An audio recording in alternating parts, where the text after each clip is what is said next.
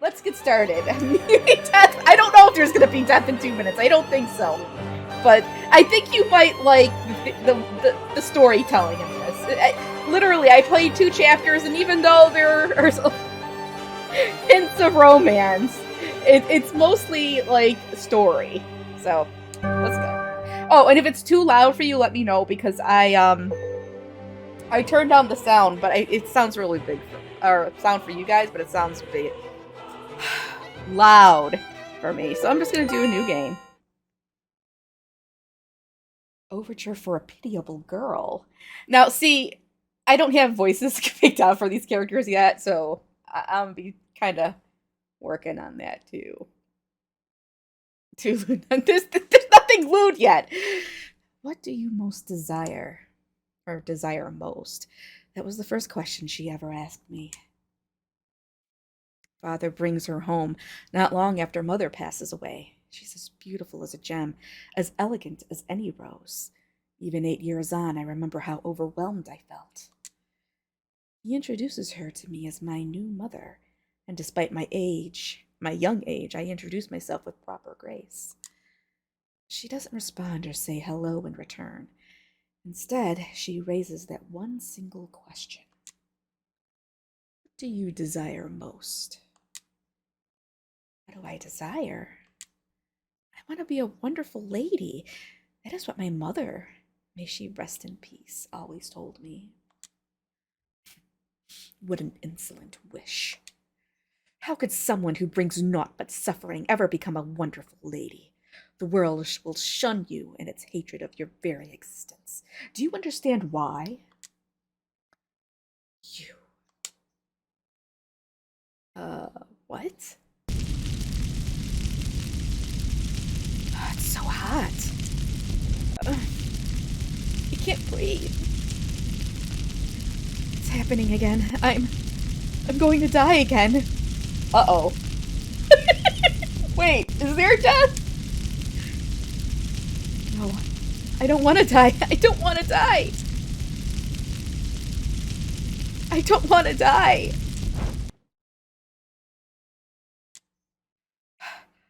Was that a dream? My ragged breathing slowly calms itself as I'm bathed in the clear morning light. I have my clothes on, and my body is none the worse for wear. This is my room, and my name is... Yes. When we tell you that you are like the most violent of anybody on the server, and you're like, no, I'm an innocent baby, and then here, look at you. You're just looking for death. My name is Rislin Linzel.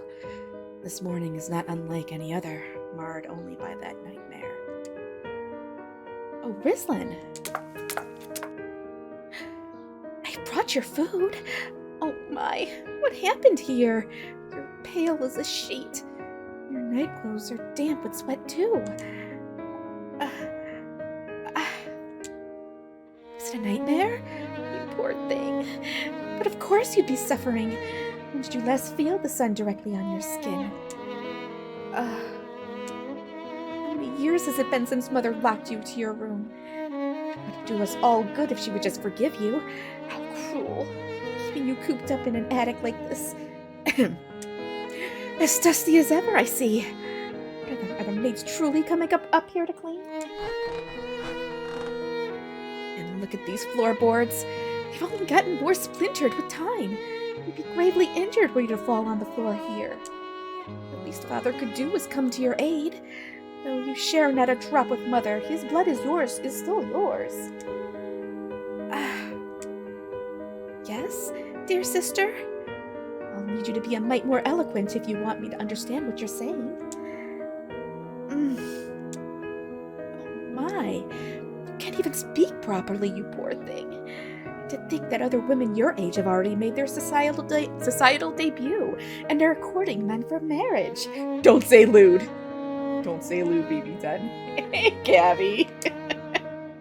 At this rate, I may end up finding myself a wonderful husband before you. Goodness, I nearly forgot. I have your breakfast here. She doesn't look very sad at all. Barely eat a proper meal if I didn't bring it to you. What was the name of that maid of yours again? Maya, was it? She shares with you the food they eat in the servants' quarters, yes? That's reprehensible. You're the eldest daughter of the Linzel family. And yet you eat servants' scraps? I was going to say craps, but scraps works too. If I were the lady of this house, I'd most certainly use my discretion to dismiss her. In any case, I shall be handling your food from now on.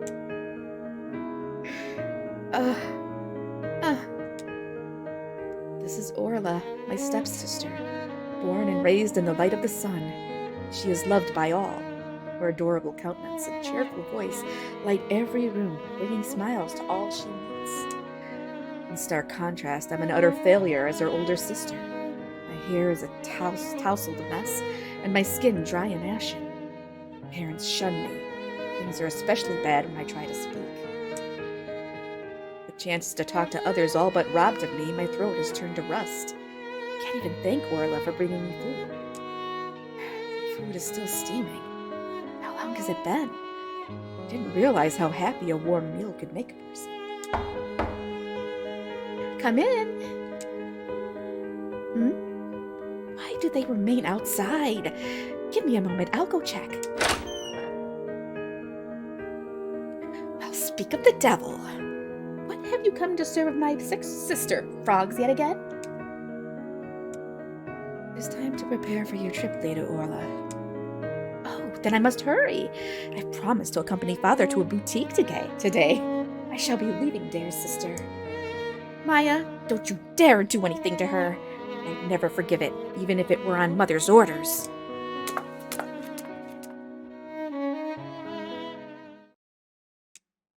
I shall be taking my leave as well.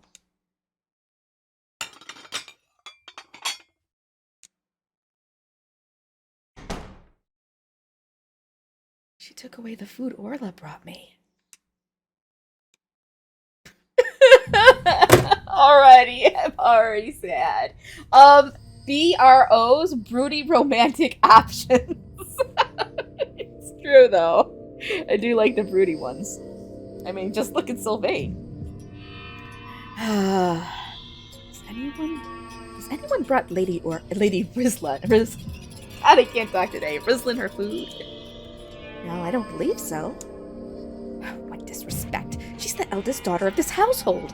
Will most certainly be punished for not providing her food. I don't mean to step out of line, but is it not the opposite? The new maid we've assigned to her has faced horrible punishment at the Madam's hands. I suppose you're right. Lady Rizlin is the daughter of the previous mistress of the house, and the Madam seems to hold great antipathy toward her. There are even rumors that the purses of those who will join in with her discipline are as full of coin as their hearts are black. Oh my goodness. Us? Discipline the eldest daughter of a marquess? Ha! Ha! I can hear your laughter, but these rumors seem to have truth to them. There's even a maid that has snuck frogs and bugs into her food. She has been locked in her room for nearly 8 years now. Her nutrition is lacking and she has no freedom. She may be of noble blood, but if I were in her position, I would be at my wit's end. She doesn't need freedom. She's a gloomy, frazzled girl who can't even talk properly. Letting her out would only bring shame down this household. Maya, where did those plates come from? Lady Orla brought this to her sister's room. Lady Orla did? How incredibly kind of her. What a wonderful young lady. From the looks of it, the food on this plate hasn't been touched. Did you take it away before she can even eat it? How awful! You're as strict as the head maid here. Did you hear something from the eldest's room? A-E... I guess we're doing our vowels now. A-E-I-O-U. I-O... Is she practicing her speech? So it seems. She's like a child. Hard to believe she's already 18 years old. Oh, good. Marrying age. I'm glad I'm glad that we've established this early in the game that if she kisses anybody or does anything more, she's fully legal.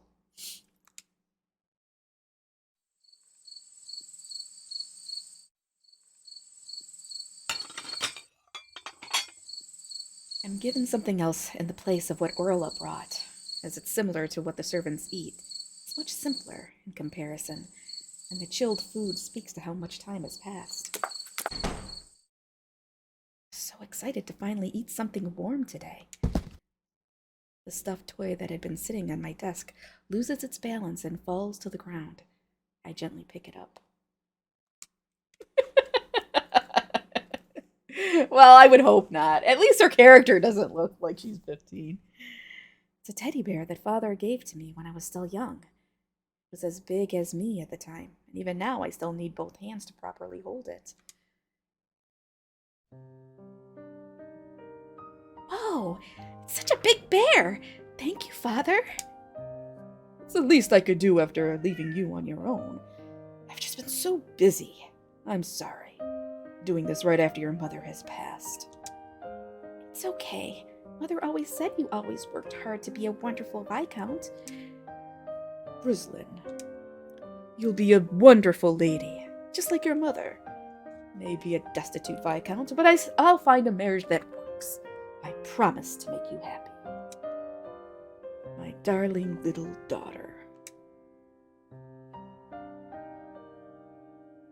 I return the teddy bear to its place on the desk and pick up a picture book instead. I received this as a child too.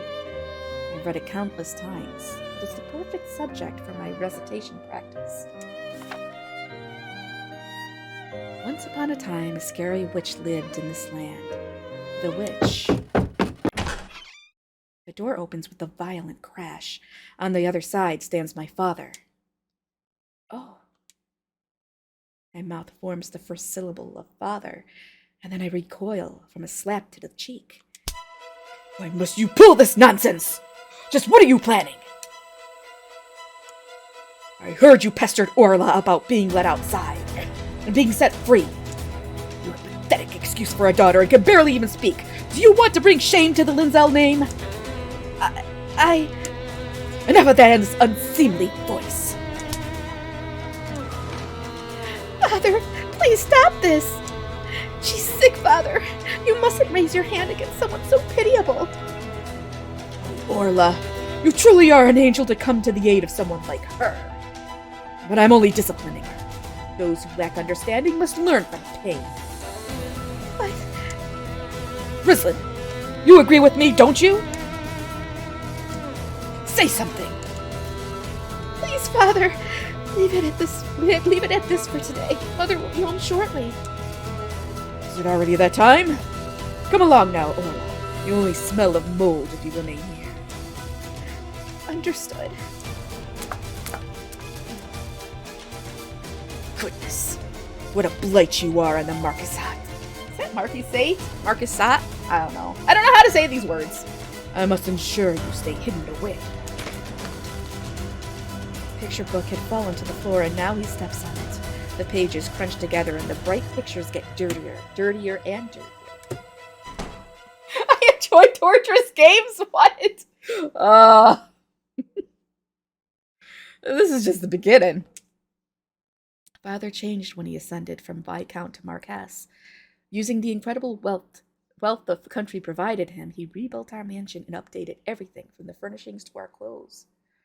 Marquisate? Marquisate. Okay, Marquisate. I guess. I'll try. At least I know how to play. I say Viscount. I would before, I don't know where I learned it, probably from Fire Emblem. But I used to think it was Viscount, but it's not, it's Viscount. He must hate me for having so little value when everything else about his standing has improved. But it is my stepmother's scorn that draws his ire most of all. It's not Viscount, stop it. Father is the head of the Lindsell family, but everyone knows it is her that truly holds the power. She is the scion of Norna, the goddess of creation. She is the younger sister of the current king. She is the very reason the Lindsell family has ascended from the rank of Viscount to Marquess. Or Marquis? I don't know. Well, I'm saying it Viscount. Either way. She divorced her previous husband 15 years ago and brought Orla with her to marry into the Lindsell family. I have no way of knowing why she did that, but in her veins flows the blood of the goddess who created our world. Some even say that she is her reincarnation. When faced with such brilliance, the love you'd have even for your one and only daughter would certainly fade. I understood that all too well only a few days after she arrived.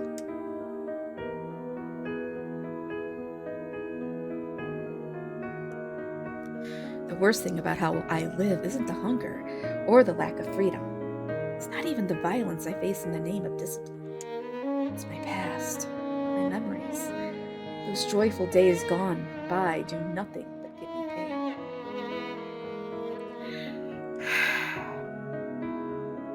I put the book and the teddy bear away in the desk, and then I whispered, "I'm sorry to keep you locked away like this. Just wait. Wait until I can give you your freedom. Once I can finally step out into the sun. That day will never come."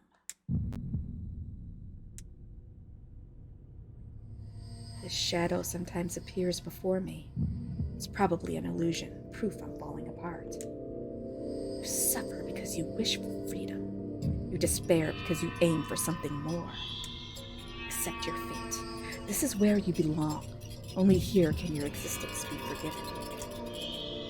You say the same things she does. Do you enjoy denying me so thoroughly? I know you better than anyone. And tell me, why does my stepmother hate me? What did I do to her? Knowing that won't do you any good. It will only deepen your despair. Fairy tales are full of so many second chances. But I don't have the kind of beauty that would attract a prince, or a voice that can awe the crowd. I can never hope to receive anyone's love. This isn't some princess story. Well, there you go, BB10. This isn't a princess story. You heard it here. Oh, thank goodness. I'm like, if my boss is asking me to do one more thing for work. All morning. It was all morning shit. Nothing ever changes because you keep hoping for others to change it for you. What?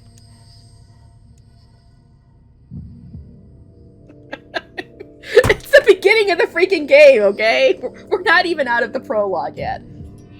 The shadow disappears without saying anything more, though its final words appear to be without deliberation. They're the ones that sit heaviest in my heart. What else can I do but rely on others? Can't do anything on my own.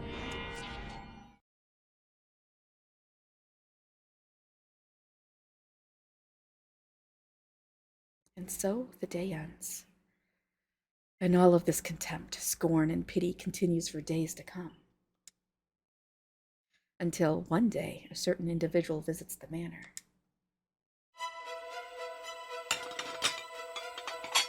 Meet the bestie, and then? Calm down. Make a single mistake and you'll be dismissed. Sounds busy out there. Wonder what's going on. Pardon me, my lady. A member of the royal family has just visited us and asked for your hand in marriage. Huh? You must hurry and get dressed. I brought you a gown. Marriage? Why? I'm not sure. But you will earn your freedom from this marriage. You'll no longer have to be trampled underfoot. Please do not let such an opportunity pass you by. This may be your last chance. Please, my lady. Maya lowers her head in a deep bow. She's one of the many that tormented me. So why is she so adamant about this? Why are you laughing? Why are you laughing, BB said? Come on, this is gonna lead somewhere good, I promise. How can I take something so ridiculous at face value? But this was a lie, designed to make a fool out of me. Dressed me up just to point their fingers and laugh. Maya must have picked up on my reservations, as she looks at me with sadness. I understand how unbelievable this all may sound, sudden as it is, but this is no lie. I was saved by your mother, Lady Letitia. Though I endeavored to work as a maid to repay her kindness, she passed away. You've ended up in such a sorry state. I'm terribly sorry for being so useless. Do not forgive me for returning kindness with enmity. I'll accept any punishment necessary, so please, this is an incredible chance. I don't sense any lies in her words. Thinking back, Maya almost never did any harm to me directly. It's always Maya that brings me my food. When she isn't here, I simply don't eat. I wonder if the way she wordlessly took away the food Orla brought me has any significance. In any case, she's right. A prince has come for me. If this will give me the fairy tale ending I hoped for, I must take advantage of it. I can finally be free. I knew it. So it was you, Maya. You were the one sneaking around in the shadows and getting in my way.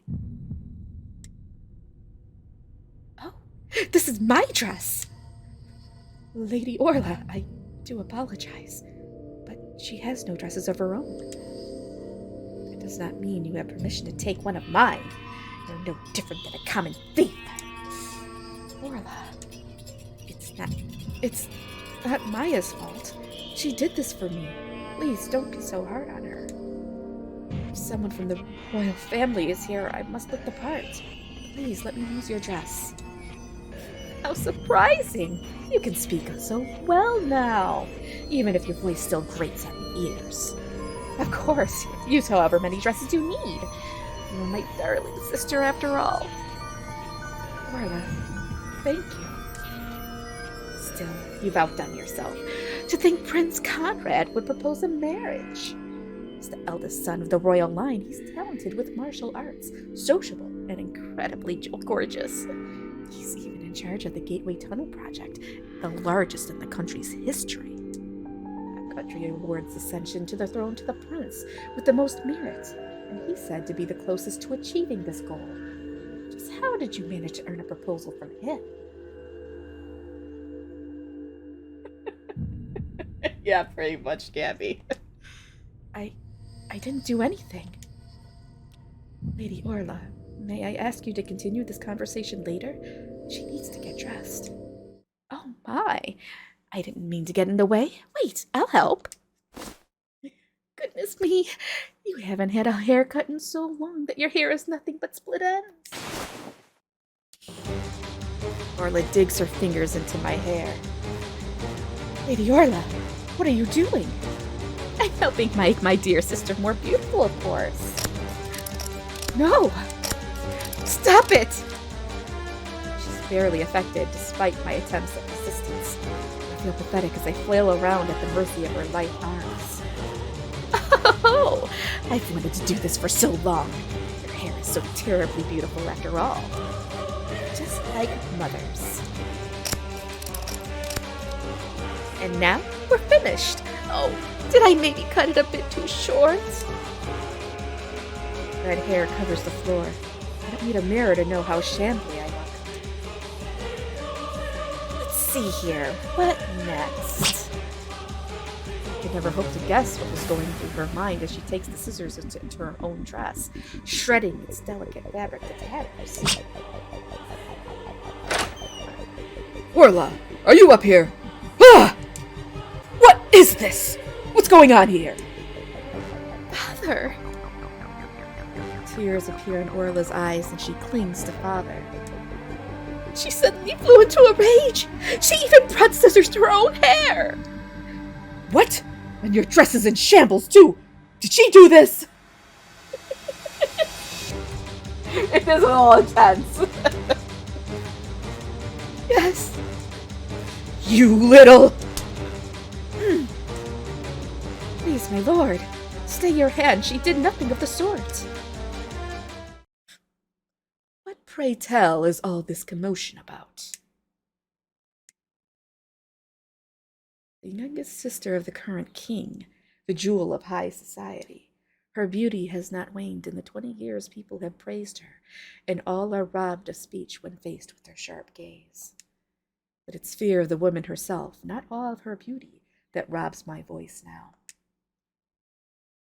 Listen, this idiot went and lost her mind, injuring Orla. She even cut her own hair. Having her marry into the royal family is all but impossible. Orla is far better suited to be Prince Conrad's wife. Look at you, crooked back, a gloomy expression. It's as if you're thrice your age. You're also terribly pale with such a foul odor. How repulsive. It's as if the ground falls from beneath me, and hell has grabbed me by the ankles. I collapse to the floor, unable to stand for a moment longer. My lady. In my mouth, I was crushed by my mouth. In my mouth? No, not my mouth. In my youth. In my youth, I was crushed by my stepmother. My heart was continually stabbed by the most indifferent of mouths. Since then, I was far more fearful of her than the teasing done by my angel-faced stepsister, or the torturous discipline of my father. As Maya studies me, my stepmother looks down at me with scorn. If she would have married into the royal family, she would die no better than a tool. It is for her safety that we keep her locked away. How compassionate of you, dear mother. Rising above one's station only brings suffering to those not prepared for it. Now, we mustn't keep His Royal Highness waiting. Let us quickly put in a declaration.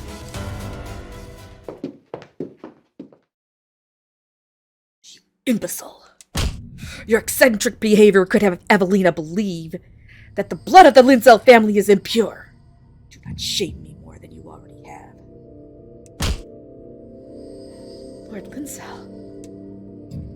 Quiet. Know your place, maid.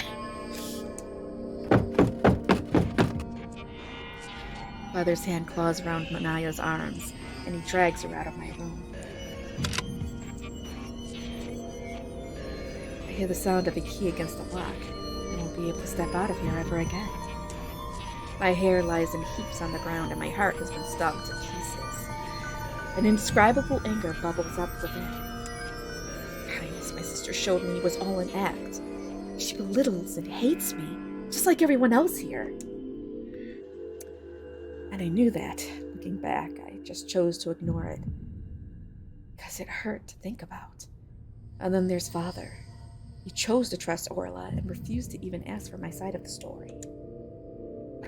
What did I do to deserve this?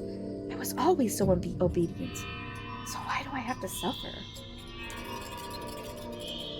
This door won't ever open again. I'm going to die like this.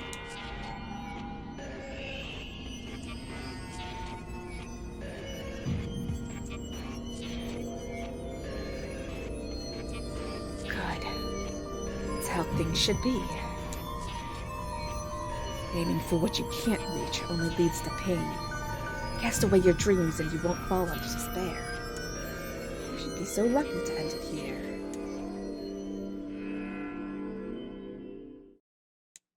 This is what you call luck? Just what gives you that idea? Because I know you better than anyone else. You lie. There's no way you can know me better than anyone. Not when I barely even know myself. I haven't done anything. I haven't tasted freedom, or gained knowledge, or even dressed myself up. My dreams, my hopes, my future, they were all stolen from me. I may be powerless, but if I stand willing to fight 100 battles, then maybe I can at least win one of them. Fool. You talk of being robbed of hope. What you speak of is hope itself. You are undeserving of hope. Why don't you understand? As you said yourself, remember. Things never change because I always wait for others to change them for me. I haven't done anything, so how can you understand me? I'll decide how things end once I get there. I grabbed the scissors and banged the blades against the key. Why? Why do things never change, no matter how many times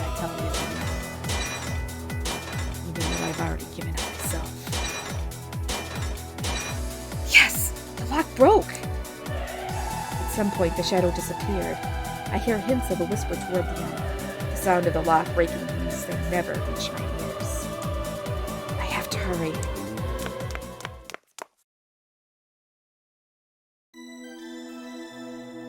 I am so very sorry you came all this way, and yet we have to refuse your gracious offer. No, I should be the one apologizing. My older brother has a bit of a stubborn streak in him. I apologize to you as well, Aunt Evelina. It was such a pleasure to meet you. Do feel free to come around again. We are cousins after all. Hey, Sam. As I previously mentioned, Orla is my pride and joy. She is far better suited to the royal court than her sister, especially as she has the blood of the goddess running through her veins. I shall relay that message to my brother. Now then, I will be taking my leave.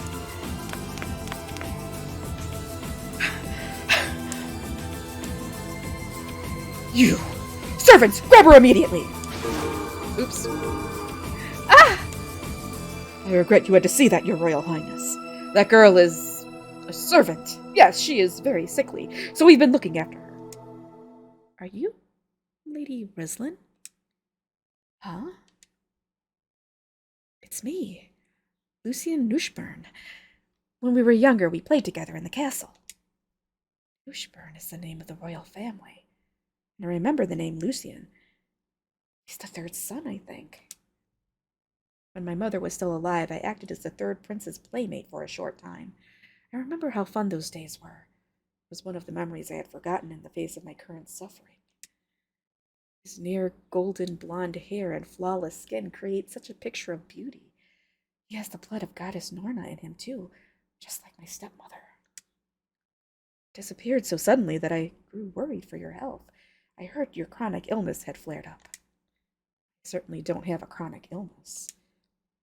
My father grows pale behind his royal highness. It seems that on the outside I'm being treated as ill, but of course I am.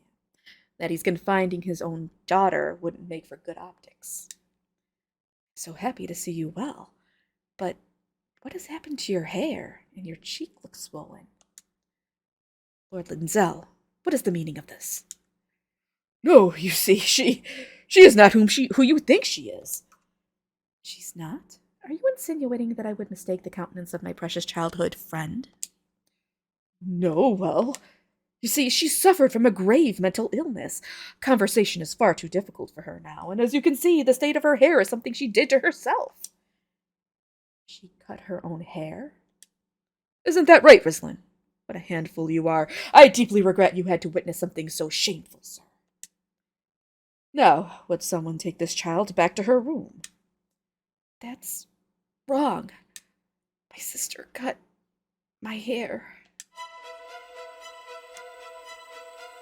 I haven't spoken to someone in a long time.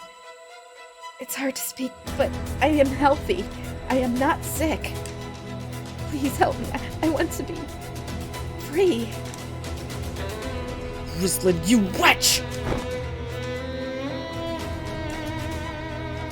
Father raises his fist. I know how painful it is when it lands, yet fear renders me incapable of moving away. Huh? Oh, we got the guitar music. It makes the, I don't even know what yelling there does. Doesn't do anything. Is raising your hand against a defenseless woman so common an outcome in situations like these? Your Royal Highness! He brushes away Father's hand with clear disgust, as if letting go of something tainted. Lady Rislin, allow me to be honest with you. I may have come here on my brother Conrad's orders. I am unsure of which path I should take. I fear that this could lead to your suffering, that I would wind up being your guide to hell. But your eyes have remained unchanged since our childhood. Within them I see the noble strength necessary to forge your own path. Prince, Lucy, allow my brothers and I to lend you our power, and give you your freedom. I take his hand, just as the princesses of fairy tales take the hands of their princes. I remain worried, of course. He speaks of my potential suffering for a reason, I presume. This is no mere threat. But there is so much left for me to discover in the outside world. There are dreams, hopes, the freedom to choose my own future. And if I can just take this first step outside, I can live a normal life. No more being locked up by those who would torment me. I have no proof, but my belief is ironclad in his innocence. In its innocence. From the bottom of my heart, I believe I can become the princess of my own fairy tale and find true happiness. Oh boy. What a foolish decision. Leaving here changes nothing. You will remain unhappy and bound eternally in an unseemly, detestable existence. Freedom and joy are foreign to your life. Punishment is all that awaits one born as a witch. What? I'm a witch? Why am I just learning about this now?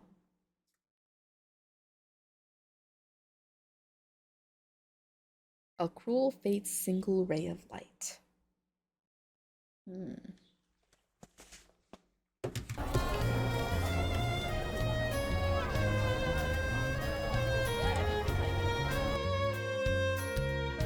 Square seems especially crowded today. I wonder if there's some event going on. I hope you aren't finding it too difficult to walk through the crowds, Lady Rislin. Lady Rislin? No, I'm fine. Something on your mind? My mind? If I'm being honest, then the answer is everything. We walk along a pristine pavement road. The shops on either side of me are selling fresh fruits, beautiful flowers, and gorgeous decorations. Everywhere I look, people are smiling. This country truly prospers in its affluence. The building in the distance is the royal castle. I don't remember much about it despite visiting before. How do we reach a place so high up? I can count on one hand how many times I've left home since birth. For the past 8 years, my world went as far as my room. I didn't even know the sky went this high up. I must look so ignorant to these people. My only option is to have this knowledge given to me by others. I don't have the courage to expose myself as a fool. I don't know anything about what happened on the outside for the last 8 years. I never even studied the basics. My speech is stunted, and I couldn't do anything when tormented by the maids. I'll doubtless be ridiculed if people find out about this. How I experienced the transfer over to that castle. I have to keep a low profile. We still have another 2 hours before we reach the castle. I'd like to take our time, but let us pick up the pace. Is there something wrong? Oh, I do apologize for not giving a proper explanation. I was hoping to procure a new dress for you. A dress? The dress I'm wearing today was provided by Orla for my visit to the castle. It's a simple beige dress with little in the way of ornamentation. I have no idea what makes a dress good, but Orla gave me this dress. It's probably awful, enough that even His Royal Highness is disappointed. But I don't have a single coin to my name. I could never buy a dress. Your Royal Highness, I don't want a new dress. I'm fine like this. I apologize, Lady Rislin. I didn't mean to step on your feelings. But would you allow me to gift you a single dress? Please, a beautiful, expensive dress will protect you as armor, I'm sure of it. A dress can be my armor? Well, I'm not entirely sure what he means by that. I'm not about to turn down a member of the royal family when he's being so adamant about it. Okay, then please, I'd love a dress. Thank you. He immediately breaks out into a smile. I see not just happiness there, but relief as well. What? Sound. So that's why there are so many people here. They probably do. From all the flammable material. What's going on? The sound heralds the start of a witch trial. A witch? You are a witch. Your pathetic, dirty, detestable nature. The way you've been trapped in this single room. Your lack of a mother. The scorn you've earned from even your own father. It is all due to your being a witch. Everyone just instinctively understands what a repulsive being you are, and so they never loved you. And she's kind of a bitch. Kinda. Are witches even real? They aren't in some fairy tale. Sir? His face grows pale. I even catch the faint shiver in his shoulders. None of his usual composure is present. Oh, I apologize. It's just... Ugh! The way he's acting. Are you scared of witches? I regret you've seen me in such a deplorable state. My brothers often frightened me with tales of witches when I was younger, telling me they would come to capture me as a warning. Genuinely surprised. After saving me from my father and stepmother, he shone so brightly. Looked fearless. An absolute picture of royalty. I must sense what I'm thinking as he looks at me with a bitter smile.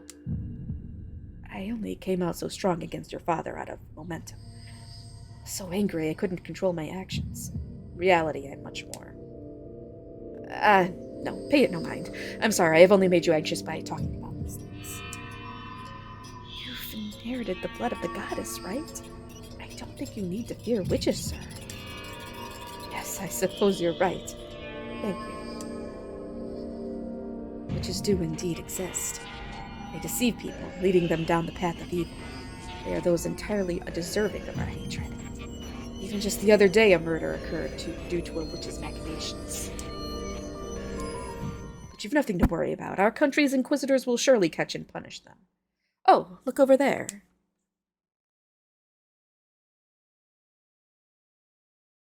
Alright, so that's my second husbando. Maybe. That young man is said to be the most promising inquisitor. Oh no, wrong voice. I'm still doing the prince. He needs to be meek. That young man is said to be the most promising inquisitor we have. Every witch-related incident we've faced has been summarily solved since he took up his post. I see 5 or 6 inquisitors in the general area, but I know immediately which individual he's referring to.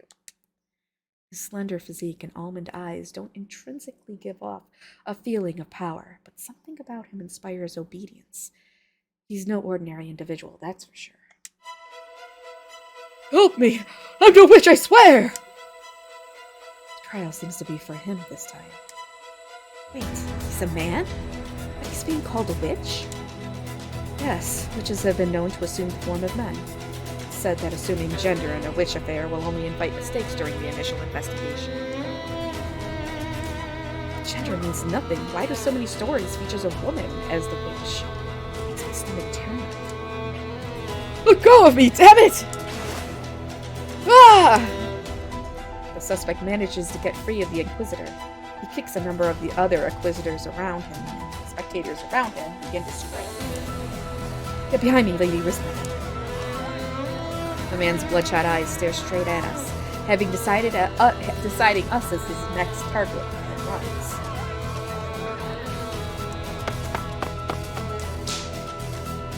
A strong wind swirls around us, and a long cord undulates in the air before coming down sharply on the man's back. Ah! His shirt tears open and he bleeds as if cut by a blade. The wound is so raw I nearly find myself sympathizing with the man. So this is what an Inquisitor is capable of. The trial hasn't even begun, but he shows no mercy.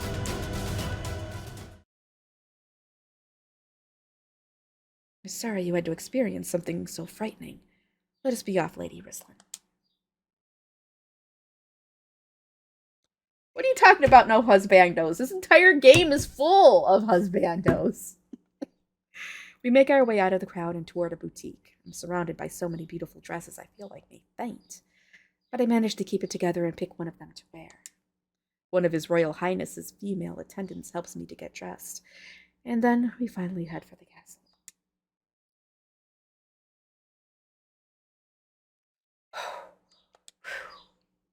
Are you all right, Lady Rislin? I didn't realize you would be so terrible with heights. But unfortunately, our only method of travel to the castle is via an aeroship. I had all but forgotten the common method of transport in this country involved flight via smaller vessels. I feel as though my stomach is being pushed through my mouth. My head is swimming. I felt this awful sensation over 10 years ago, too. Even the telltale signs of air sickness.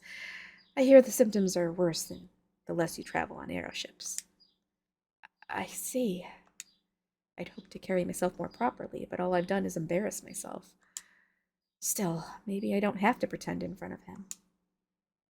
He's never laughed at me once. Not when my sister and stepmother berated me, not when I displayed my ignorance and wishes, and not when he saw me in my poor excuse for a dress. Father took me to the castle a number of times when I was young. It was then I first met Prince Lucian. I can't remember anything. It's a shame, since I'm sure someone as kind as him treated me with care. It's odd. Whenever I try to remember the past, my chest constricts painfully. Let's leave those memories for another time. What's more pressing now is that I thank him. Prince Lucian? Yes? What do you need? Thank you. Would this girl be my bride? Conrad. Why are you here? I was certain you would be awaiting us in your room. Oh, it's not Conrad. It took so long that he came all the way to see you out of worry. Now say your greetings. Prince Lucian is the third-born child of the king. There are very few people who could take such an arrogant attitude toward him. He's dressed in dazzling clothes, as if heading out to a ball. His plump body gives off a sense of opulence, and is more commanding than his age may otherwise lead you to believe. You can probably assume he's Prince Parker, the king's second son, based on his attitude. Which means... I am Conrad Nushburn. May we have a happy life together, my bride. I take in his slim figure and sparkling eyes. His confidence speaks to the man that is so sure he'll be our next king. Prince Conrad, the firstborn prince, is one with the blood of the goddess on his father's side and the prestige of the Salinger family on his mother's. He has the most notable blood of his brothers. I'm going to be marrying this man. The near delirious excitement and wonder I'd been feeling is dampened by a cold dose of reality. This will never work. You couldn't get more mismatched than us. Hey, Conrad! Wait. I don't know a good voice for Prince Parker yet. Hey, Conrad has introduced himself to you. I think it's about time you said something in return. I'm sorry. I don't mind in the slightest. I've heard the details from Lucian. Huh? The Linzel Marquisat has treated you awfully. To my understanding, you were locked away in your room, robbed of the chance to even obtain a proper education and learn how to read. I can read. Whoa! She can barely even speak! You're really gonna marry her? Parker. Please, cease your derision. She is still the daughter of our aunt. Sure, but it's not like she's related by blood. Aunt Evelina's only daughter is Lady Orla. You mustn't forget that she is also the daughter of Lord Linzel. You speak out of turn toward your elder brother, Lucian. Parker simply worries for me. He's my adorable, affectionate little brother. And then there's you. You've obviously not undergone enough discipline. What a poor showing, despite being so close to adulthood. A side of him can just as easily be called one of his strong points. You've always been kind to those weaker than you, Lucian. Prince Conrad's cold glare bears a striking resemblance to her. When I see the way his younger brother shirks back in fear, I immediately know he is no ordinary man. I'm gonna be marrying this guy? Back to the topic at hand. Your name was Rislin, yes? The queen is tasked with supporting her king. It's not something that can be accomplished without the proper education. As you are now, it would be nearly impossible. But the Linzel family, despite their relative obscurity, has continued to produce incredible personnel. As you too carry their blood, I am sure you will easily meet my expectations. Prince Conrad, Though I admit, most of that just now was for show. Honestly, I'm completely enamored by your beauty. Your hair is a beautiful dark shade, and the refined dress suits you wonderfully. Everything about you is to my liking.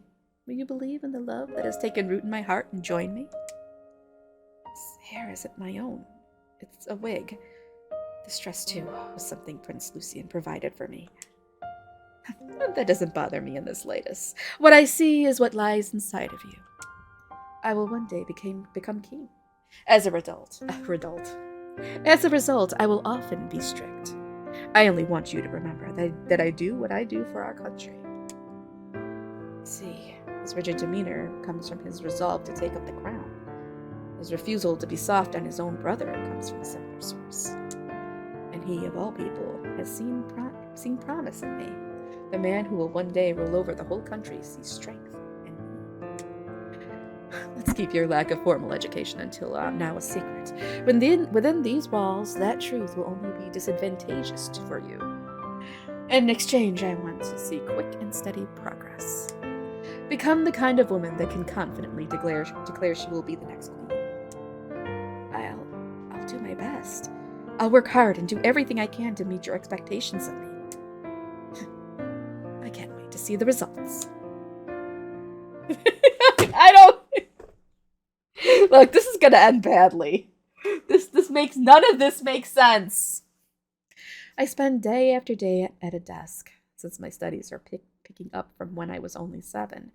My tutor is adamant that I need to put in an unprecedented amount of work. Still, I enjoy my studies. There is joy in discovering new knowledge. I love feeling as though my hollow world is slowly getting full. Everyone is talking about you, Lady Rislin. What? They say you must be the happiest woman in the whole country, especially as Prince Conrad himself has fallen for you at first sight. Oh, that's what she meant. I was expecting something much less savory. Prince Conrad is a wonderful man. Despite his youth, he was entrusted with an important project, and has so far led it successfully. The king must be at ease knowing he is a son like Prince Conrad. Is Prince Conrad's ascension to the throne set in stone? I've heard there's still a struggle for the crown. It may as well be decided. Prince Parker declared quite early on that he would support his older brother. All that remains is that futile prince. Futile prince? Oh, you've not been here for long, so I suppose you wouldn't know. The futile prince refers to Prince Lucian. He's as beautiful as they come, but everything else is a lost cause. Which reminds me, did you hear of the sword-fighting exhibition the princess held before the king the other day? It was a friendly affair, with even the younger princes with no claim to the throne participating. Despite that, Prince Lucian was apparently quite nervous. He lost even to a younger brother of only 10. It was apparently a terribly ungainly loss at that. The other attendees reportedly burst into laughter. Time to study. Huh? I'm going to study, so please leave. Yes, my lady. Those who speak ill of others are everywhere. I knew that, but to think Prince Lucian is even treated that way.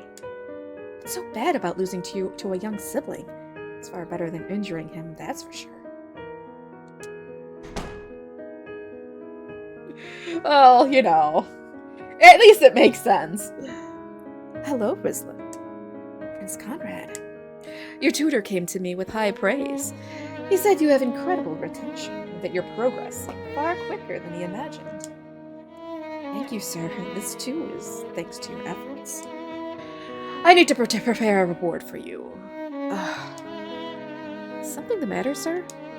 Oh, I do apologize. You've heard about the Gateway Tunnel project, yes? It's proving to be quite a difficult undertaking. Gateway Tunnel? Our country is surrounded by steep mountain ranges. To get even to a neighboring country requires traversing those mountains. Airships were created to overcome this problem, but they aren't suitable for carrying large quantities of cargo. From this problem came a new solution: a tunnel through the mountains. The Gateway Tunnel project will greatly affect this country's future. To be placed in charge of this project as a prince speaks to how incredible it is. In truth, the tunnel is not the only project on my plate now. It's not? What have even tasked with?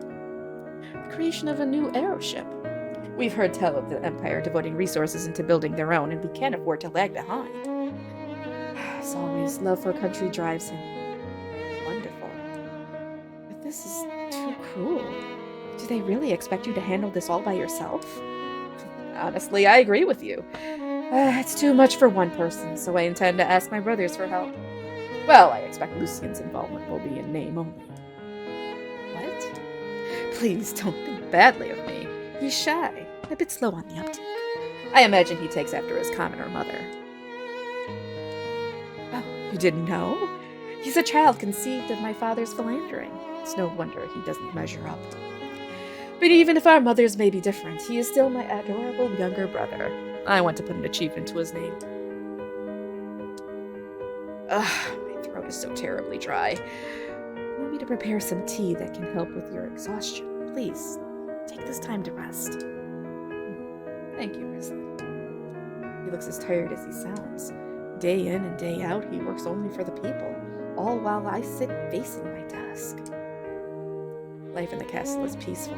There is no one here to hurt me, and Prince Conrad treats me especially kindly. I truly am the happiest person in the nation. And all I can feel is impatience. I have no outstanding talent, nor do I have the influence of the crown. There's nothing I can do for the citizenry. I cannot avail myself of Prince Conrad's protection forever. I must find a way to be useful to him. If there is anything I can do not hesitate to say the word. I doubt there is much someone of my standing could accomplish, but I want to be able to help you in any way that I can.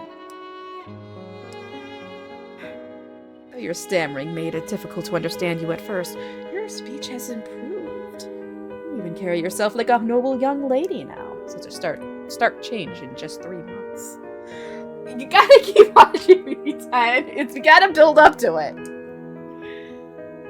I've come with unfortunate news. Stop it, you guys! You guys! I've come with unfortunate news, but I think you'll be able to handle hearing it now. Unfortunate news? My father has come to me insisting I marry Lady Valerie of the Abbey Marquisate. Or Marquisate. I very much intend to marry you. That's why I've waited until I was sure you progressed in your studies enough that you could handle the Queen's duties. Unfortunately, the truth of your 10-year confinement has been revealed via some channel. My father refuses to let someone so inadequate, as he puts it, into the family. We kept that a secret exactly because we knew it would all turn out like this. Do you have any idea who may have leaked this information? What about my father and stepmother? I doubt it. The Lindsell family would certainly not want to invite such scrutiny. The only other ones who know of this are us 3 brothers. Parker has chosen to support me despite being in line for the throne himself. He'd never do anything that could threaten that chance. Which only leaves Lucien. Could he have revealed the truth of your upbringing? I don't think Prince Lucien could do such a thing. I see you have a favorable opinion of him. As a brother, I'm pleased, but this is unfortunately a mistake on your part. Lucien is a weak, cowardly man. He would use such craven methods, I'm sure.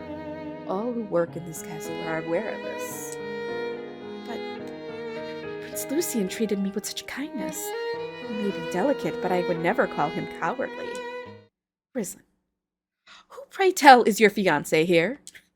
Oh.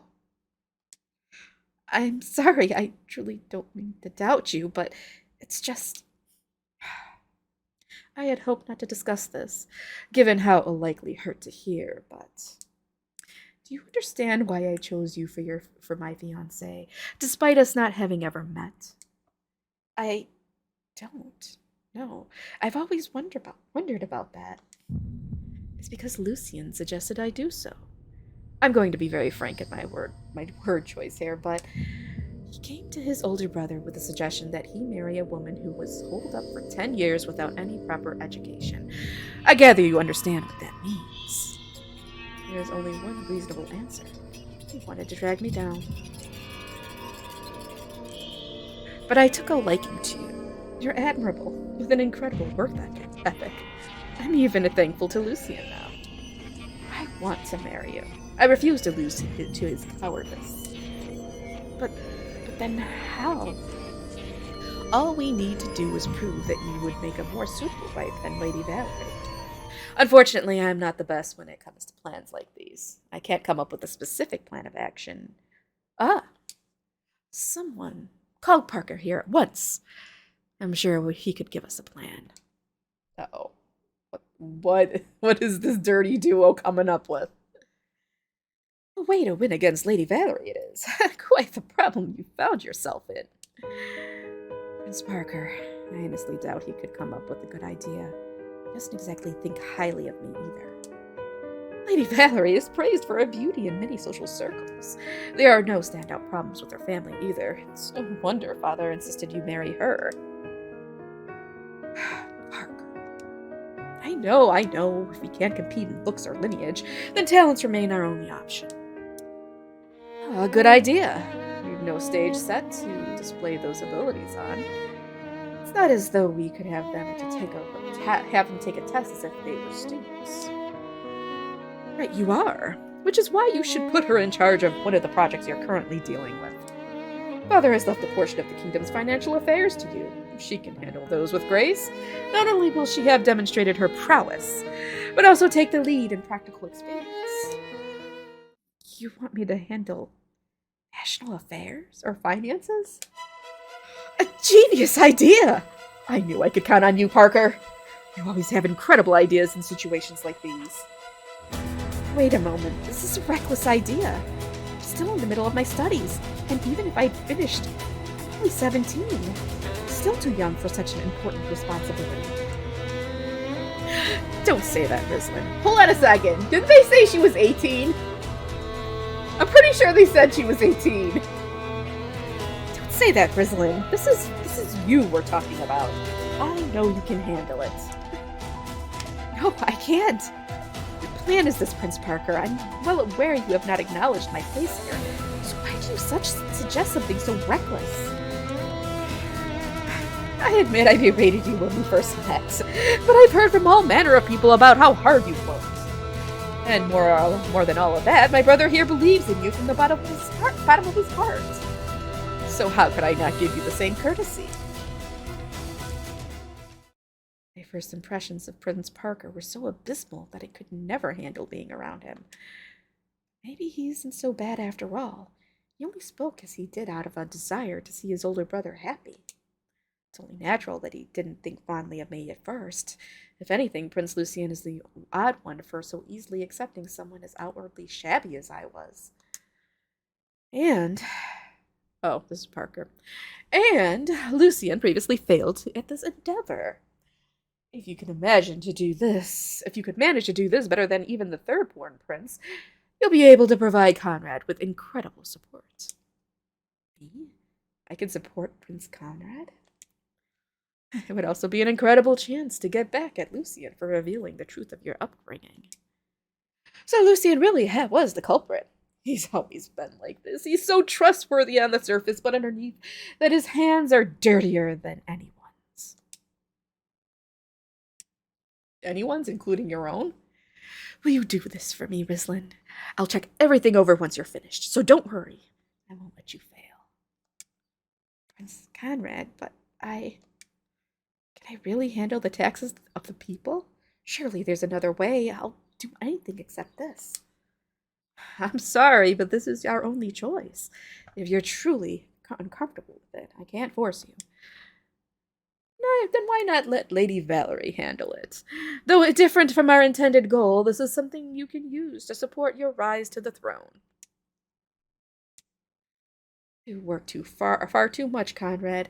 How are you supposed to handle finances when the Gateway Tunnel project is at its busiest?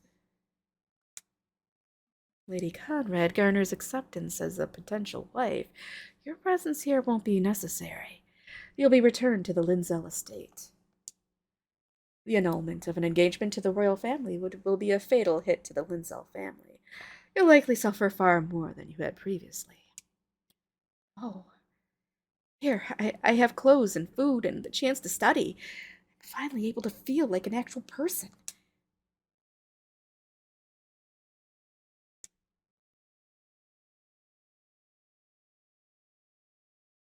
Okay, tell me what I need to do. Well, we first need to obtain Father's permission. He'd have a more favorable impression of you if you requested this responsibility yourself. So let's work on that assumption. Rislin. Thank you, Rislin. I'll treasure this courage of yours for the rest of my life. I don't like that smile.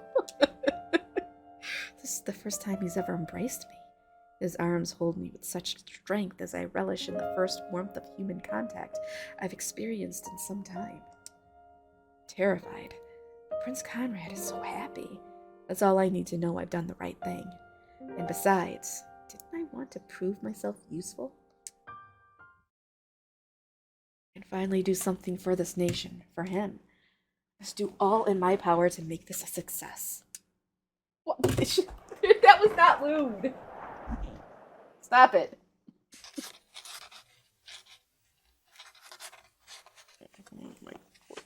All right.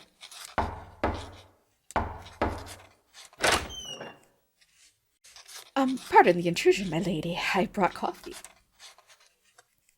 Do excuse me. I like workaholic maid. So, how was she? Glued to her desk tonight as well. She was concentrating so thoroughly she didn't even hear me. Is her work so strenuous? 2 weeks have passed since she took up the first prince's duties. I haven't seen her rest even once. She's instructed us to do nothing more than bring her coffee, but I'm afraid she's going to damage her health.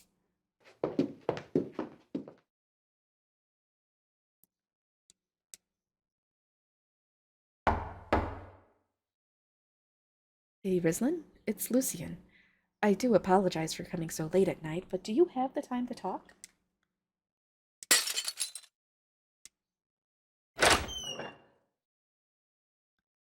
Lady Rislin, is everything all right?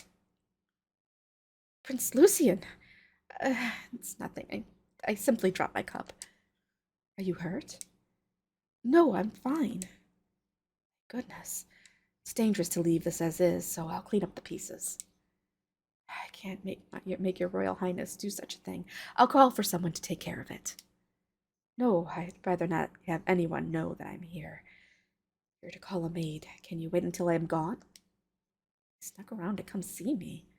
Just what could he want? I haven't spoken to Prince Lucian in 4 months. There's been no real opportunity to do so since I've arrived at the castle.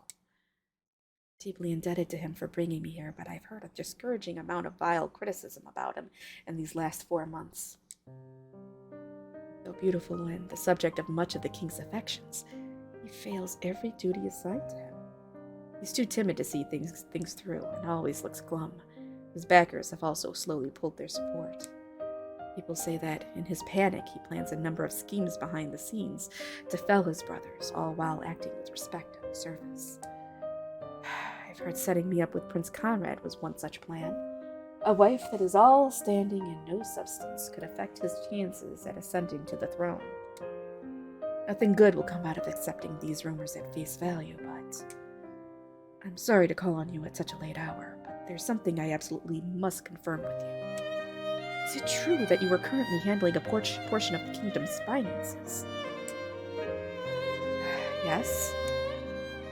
This is reckless. The taxes of our people must be handled with great care. Only experts with proper education are allowed to be involved in the undertaking. I beg of you, Lady Rislin. I'm not sure what Conrad has told you, but relinquish this duty at once. It's not too late. I've spent 3 sleepless weeks learning about public finance and working on this project. I know I'm far from perfect, but I'm fulfilling this duty with Prince Conrad's aid. I heard from Father that you were doing this alone. I'm aware that our administrative officials are checking things over as a standard, but I've heard these duties are done with the onus entirely on you. Right, I forgot that was the official explanation. No one must know that Prince Conrad is helping me. Please, return to your senses, Lady Rislin. This task is far too great for someone not yet of the royal family. There's only one reason Father would ever approve of you handling the finances, and it's to force you to rescind the marriage yourself. I know that already. But this is all your fault. If you hadn't revealed the truth of my upbringing... What? I never... It was you that suggested to Prince Conrad he marrying me, right? All to drag him underfoot. I see. So you wouldn't deny it. I wanted to trust you, and yet... No, it's not it at all. I never even considered the idea of dragging Conrad down. Then why did you put me up as a candidate for his wife? Nothing good could ever come out of marrying someone as incompetent as me. But you're not.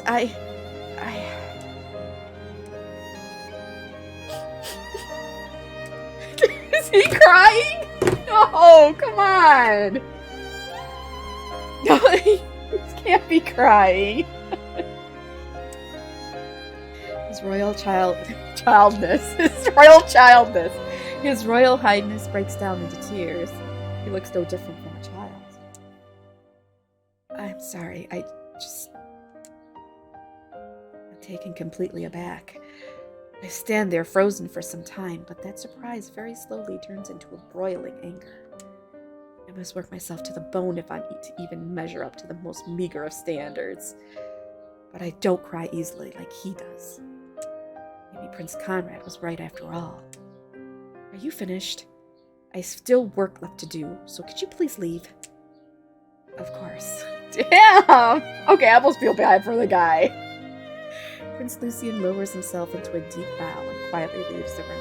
I don't want someone like that poking their nose into my business. I've worked hard to come this far, without complaining even once. I'll see this project through to a successful end, and make sure I don't give anyone a reason to complain again. The seasons change once and then again. My desperate struggling means that my duties continue without any noticeable bumps in the road. Prince Conrad is surprised at my progress and happy with my results. The king, too, has acknowledged my efforts. The days are far from easy, but they are the happiest of my life. But when the time to prepare for the wedding comes, I spot a tiny rip in the seams. Oh, okay, that's you, BB-10? You need everybody executed? Hmm? What's wrong? The amount listed here for last year is off. Right here. Calculations are coming together even when I compare things with the documents the administrative official provided. I do believe Lucien is in charge of the finances for that area. This must be one of his mistakes.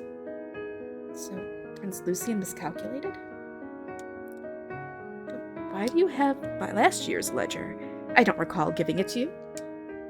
I asked the official for it, hoping to learn more about the kingdom's overall financial state. If I can understand what happened in past years, I may be able to do more than simply chase numbers around. Rislin, you're a truly incredible woman. I respect your drive. The truly incredible one here is your Royal Highness. The Gateway Tunnel will see us connected with our neighbors. The people of this country admire you so highly for undertaking such a large project. Thank you. But unfortunately, that leaves me so busy I can't always help you the way I want to. If you're looking at even past ledgers, then I doubt you've been sleeping properly. Oh, no, I've slept. I've only borrowed documents for last year. I would honestly like to look at the records of the past 10 years, but I don't have clearance at my current position to do so.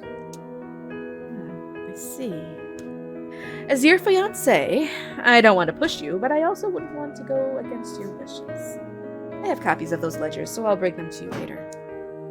Really? Thank you.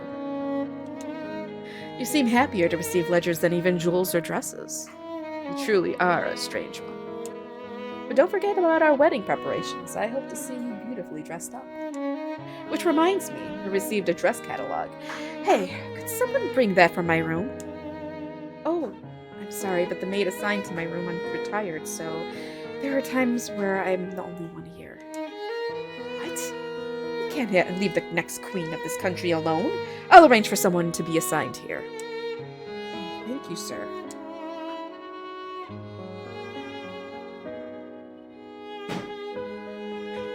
This is going to end very poorly. I don't trust Prince Humperdinck here. I don't.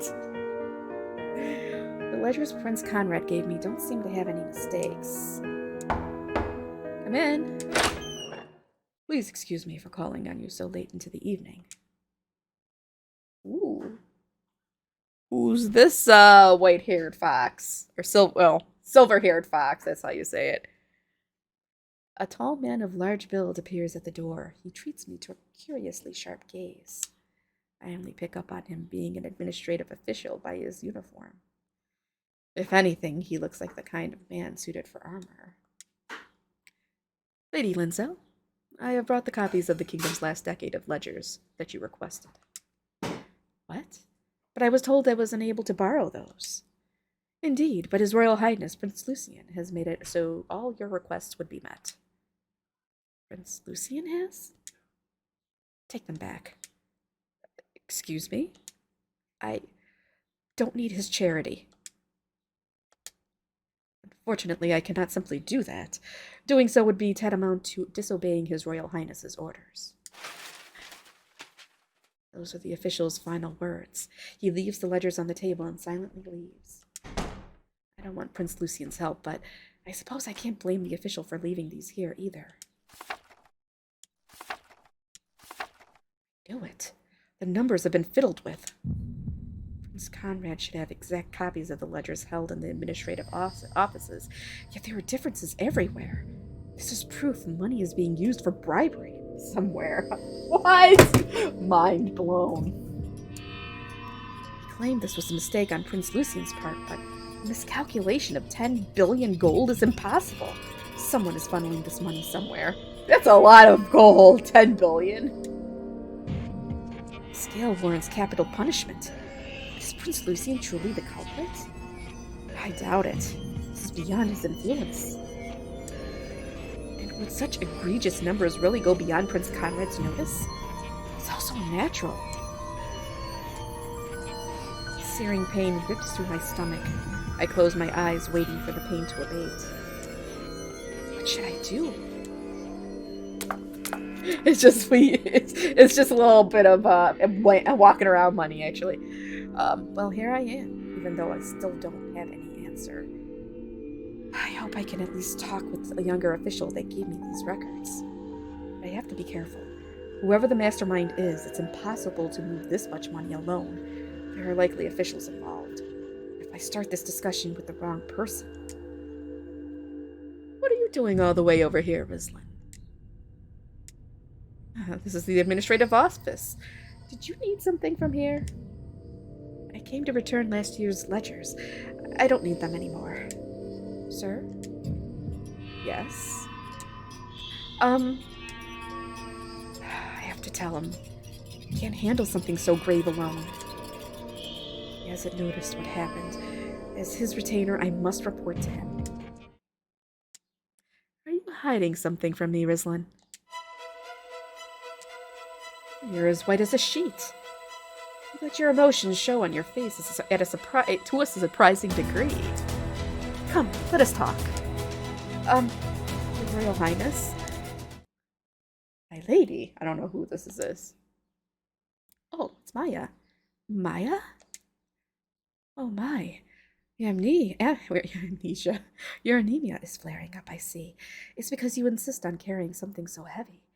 You've always grown pale upon carrying items heavier than you can handle, my lady. Who are you? You look to be a simple maid, and yet you seem to know her quite well. Oh, I do apologize. I took care of her when she still lived at the Lindsell house. My name is Maya Kirkland. Why would a maid of the Lindsell household be here? I happened to hear that the castle was looking for maids. I was able to earn official appointment as my lady's personal maid. I did ask for a new maid to be assigned to her quarters, yes. Are you okay with this, Rislin? Yes. We need someone like you that has an idea of her disposition. Do all you can to serve her well.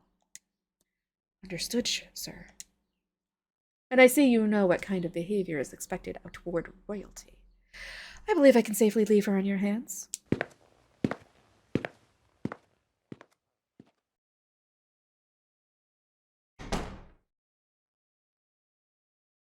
Maya, are you simply here by coincidence? Or are you here on Mother's orders? Lady Evelina plays no role in this. I am here simply at the heartfelt desire to serve you once more. You needn't go that far to repay my mother. I am not her. We're two different people. I am hoping to atone. Lady Letitia placed you in my care, and yet I was unable to do anything to help you. I have next to no memories of Mother, but she must have been an incredible woman, especially to have people like Maya still so devoted even after her death. I want to be someone like that too. I want to be the kind of person that people need. The pathetic reason is what finally gives me courage. I found signs of fraud. What? I'm sure you know about Prince Conrad's involvement in the Gateway Tunnel project. It's gone on for 6 years now. Vast funds from the public coffers have been used for the project, but not without merit. It's created plenty of jobs for our citizens. If anything, it's helped stimulate our economy.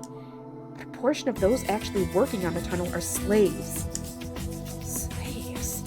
The country has made human trafficking illegal. These slaves are given only the minimum necessities. They aren't being paid appropriately. That money has disappeared somewhere, and these ledgers contain proof of that. Have you reported this matter to His Royal Highness? I shake my head. Do you know who the culprit is? No. You don't think Prince Conrad? He would never stoop so low. He will be our next king. His strength and ability earns everyone's respect. Someone so wonderful couldn't possibly dirty his hands like this. Okay, I could not read that line with a straight face. I just couldn't. Then why do you not report your findings to His Royal Highness? That's because it's too early to say for sure. All I have to go on are the ledgers. If our culprit truly is of noble blood, they could easily erase this much. But if I go public with this, it may paint Prince Conrad as irresponsible. I must deal with this with the utmost secrecy. Do you truly trust him? I have heard much about his wisdom. I doubt he wouldn't notice such illicit activities when they've gone on for so long. You should know this better than anyone, my lady. Even so, I want to believe him. All right, if she dies, it's all on her. Seriously. She should be cutting all ties and running. He saw a promise in me when I couldn't even speak and provided me with superb education. He looked at me at my worst, shabby and starved, and declared I would be his wife. If he didn't believe in me, I would not be the person I am now. It's my turn to believe in him. Someone is deceiving him. This individual is shrewd and must be in the highest ranks of nobility. If you are so adamant about it, then I shall believe in him as well. So, what will you do now? I want to help him. I know very little, lacking in experience as I do, but there is one thing I can say with certainty. Warmth and comfort are not gifts from the goddess, nor are they subject to the whims of fate and miracles. They are given by others. It is an important lesson that I have learned from both Prince Conrad and from you, Maya. Now I must be the one to gift that warmth to someone else. What is going on? It's like something is burning deep inside me. The world looks so bright. The moment I find my resolve, something inside me changes. It's comfortable, like a gentle breeze, and it's bright, like the rays of the sun on my skin. Large tears flow down my cheeks.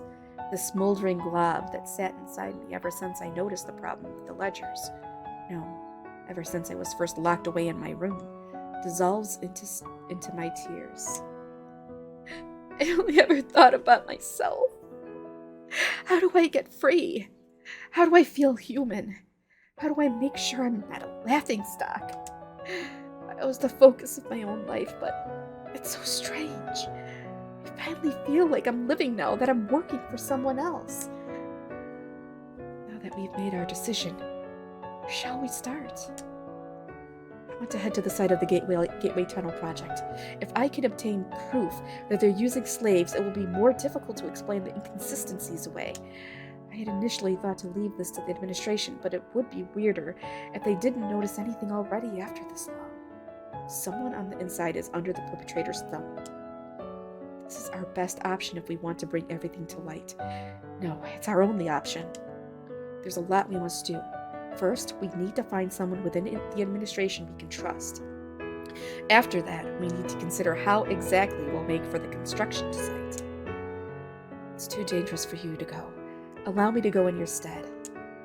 No, we're dealing with a crime of unprecedented scale. If you get found out, who knows what could happen? Same goes for you, my lady, and I imagine it would be difficult for you to make your way there with your limited knowledge of the outside world. That is very forthright of you. Do excuse me. I've much more experience in these matters. I ask that you leave the investigation of the slaves to me. If you think it's even slightly dangerous, run. I'm not so strong that I could sacrifice your life for this. Yes, my lady. I must reveal the truth of this for Prince Conrad's sake. Oh boy. Taking only what is strictly necessary, Maya leaves the castle. 2 days later, I receive word via letter that she's arrived at the construction site. Maya is a brilliant maid. I'll leave this to her and do what I can to bring more allies to our side. No matter how many times you come to me, the answer will not change. I cannot work with you more than I already have. I call out to the young official that brought me ledgers on Prince Lucian's orders. If there's anyone in the administration I can trust, it's him. I'll refrain from asking for details, but what you're trying to do is dangerous, yes? It is. I actually suspect there are illicit. Stop! Soon! God, you're bloodthirsty today. You mustn't reveal your hand so wantonly. What would you do if I were your enemy? Make every effort to assure your role as my ally isn't revealed. You only need to do what you feel is safe. To be honest, I don't think you're capable of acting so discreetly. Calling out to me in the middle of the day like this will have others suspicious. It's in details like these that plans live or die. Someone raised in a birdcage could never. Do you have time, Rislin? I want to talk about the wedding. Oh, you have a guest. Why would an official from the administration be here? What were you discussing? Your Royal Highness. I can no longer manage this kingdom's finances on my own. What is this all about? You've never mentioned a word of this before. I made a fairly large mistake on one of the documents. This one here. I remember this. It was circulated among staff for approval and summarily rejected. Right. Not sure how it slipped into my files, but I signed it without properly checking the contents and let it go through. This young official recognized what happened before it got out of hand, but that doesn't mean what I did should be forgiven. I see. Yes, I do see your signature here. If someone with ill intentions had gotten hold of this, they could have used it for evil. I truly am sorry. So, could I have your permission to remove myself from financial duties? Understood. You deserve a break. Thank you, sir. Good on you for noticing this mistake, officer. Thank you. Would you allow him to take up my duties? He's quite brilliant despite his youth. Wonderful idea. I leave it to you, then. Yes, sir. Rislin, you seem to love your work, so I never expected to pull you away from your own accord. But I must admit, I'm also relieved. Recently, you've gotten so hardened. I could see steel in your eyes. A kind of clumsy charm suits you more. Okay, fucker. Seriously? Wait, you want me to fuck this guy? He's sleazy and slimy at the same time. How can I mash that into one word?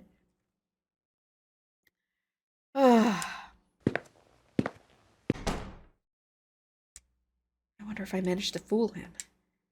I would say so, yes. I never expected you to have prepared documents in advance. I consider choosing times and places with less people, but that makes it more difficult to explain away when found. It's much harder to be discovered when you meet so brazenly and have an excuse prepared. I've chosen to rely on you because you were not on Prince Conrad's side. If you were, you'd never bring those ledgers to me on Prince Lucian's orders. See, you aren't at all as the rumors describe you, though you are just about as reckless. Prince Conrad is the culprit, I take it. No. Huh? Then why hide it from him? He would never engage in illicit activities like this. Someone is deceiving him. I inform him of this as things currently stand. Things will get urgent. The mastermind may be able to erase all evidence of wrongdoing, so I want to have all the evidence first. I see. What do you need me to do? Thank you. Look into who in the administration is capable of creating this slush fund. They actually used slush fund back then?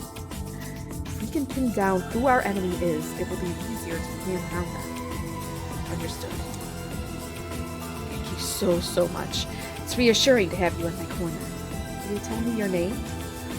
I'm the second son of Sorfield Viscountcy, Zen Sorfield. Of the Sorfeld Viscountcy?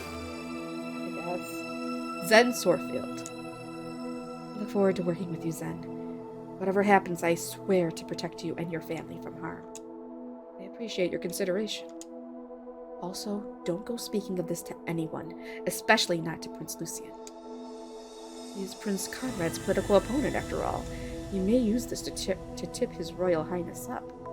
Trip. Though I doubt he has the courage to do so. Are you close to him? It was on his orders that you brought those ledgers to me, if I remember correctly. Not especially close, no, but I have often accompanied him when he sneaks away to the city. Only close enough that we manage banal discussion. Think of him. I can't quite understand why you'd ask me that, considering our previous discussion. What you want is evidence of his reliability, then I recommend not relying on the opinions of others. His expression doesn't even twitch. In his eyes, I can see how Zen himself doesn't trust anyone at all. Well, I guess you can say he's Zen, the raccoon. You're exactly right. If I'm going to make a judgment on something, I need to first see things with my own eyes. But I want you to remember one thing. You gave me your hand in this dilemma, and so I trust you. I once heard something from Prince Lucian when he told me of some memories of his. He said there was a girl he's looked up to since he was young.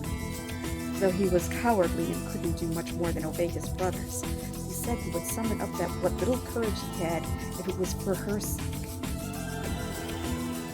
Nothing ringing any bells? Maybe you're just not familiar with stories like these. Well, I don't exactly have the experience. You've no experience, and yet you're marrying Prince Conrad? That's because...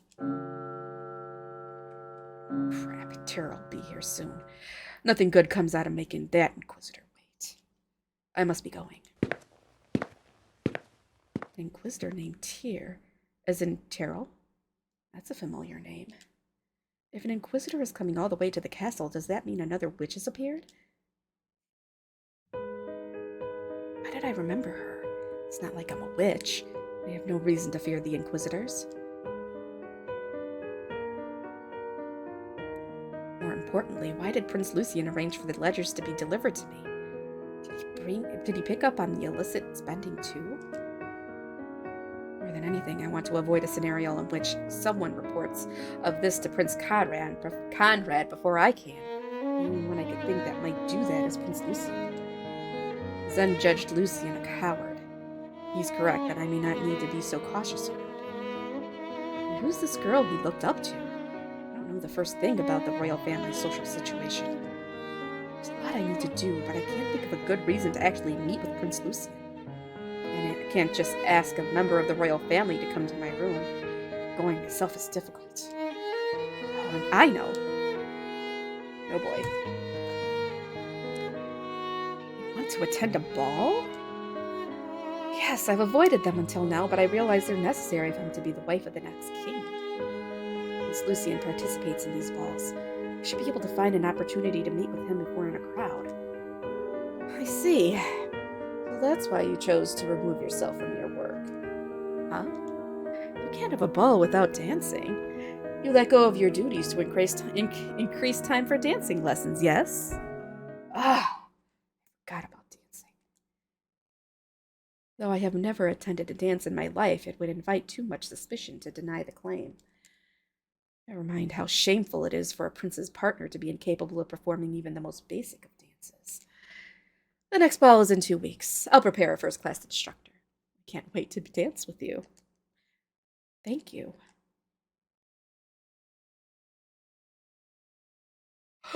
Look! Why are you saying balls are lewd? You know what? Okay, 1, 2, 1, 2. What are your legs doing, flailing about like that? This simply will not do. Do not listen to the music with your ears. Feel it with your whole body. Smile. Do not forget to smile. Move with more grace. Be conscious of your body's curves.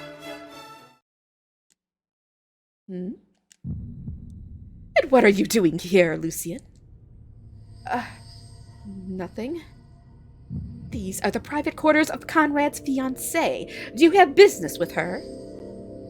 No, I just happened to be passing by and noticed music coming from her room. Music? Oh, it's likely her dance lessons. She'll apparently attend the next ball as Conrad's fiancée, and I heard she has an instructor assigned to her for that reason. She will be at the ball? She's working so hard, all for Conrad's sake. What a laudable woman.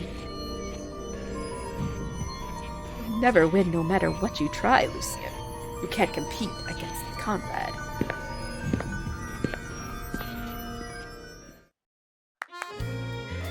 Okay, let's stop here. That was wonderful. I was worried at first, but it's incredible what you've accomplished in such short time. With this, I'm sure you'll shine at tonight's ball. Thank you. Your lack of stamina is your biggest problem. Make sure you eat properly and put on both fat and muscle. You're far too thin. Now do pardon me. Things are finally coming together. I hope this improves Prince Conrad's view of me.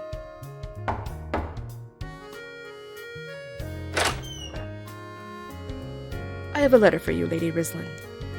Oh, thank you.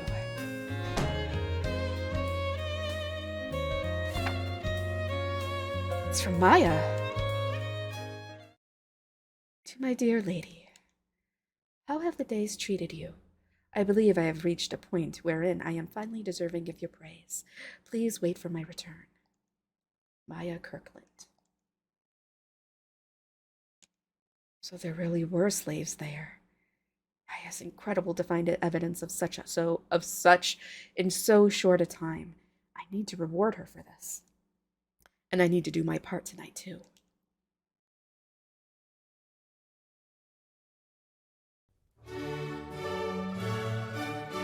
Yay! We're finally going to the ball. The ball has only just begun, yet it's already surrounded in opulence. The chandeliers give off a nearly blinding light that shines off meticulous decorations. The people crowded together wear vivid gowns and suits that compete equally with the extravagance of the hall. Though they were doing any number of things, from raising their glasses and cheer to dancing, they all wore the same expression, a refined smile with the corners of their mouths pulled up taut. I'm so nervous. I already wasn't used to crowds, but now I'm surrounded by royalty and nobility. No, probably not. Even though you want her to. Excuse me, would you be Lady Rislin? Yes, I am Rislin Linzel. I knew it! I've always wanted to meet you. You are as modest as the rumors say. It's no wonder Prince Conrad chose you for his bride. Your dress tonight is so wonderful. It's of a popular style, yet still retains something unique. I imagine it was drawn up by a first-class designer. As I answered the other women's questions, I remember something Prince Lucian once told me. I now understand why a dress could act as armor. These people all know luxury. Actually, I think that's all they know. They wouldn't look twice at someone that doesn't use their money on themselves. Nothing orb-like.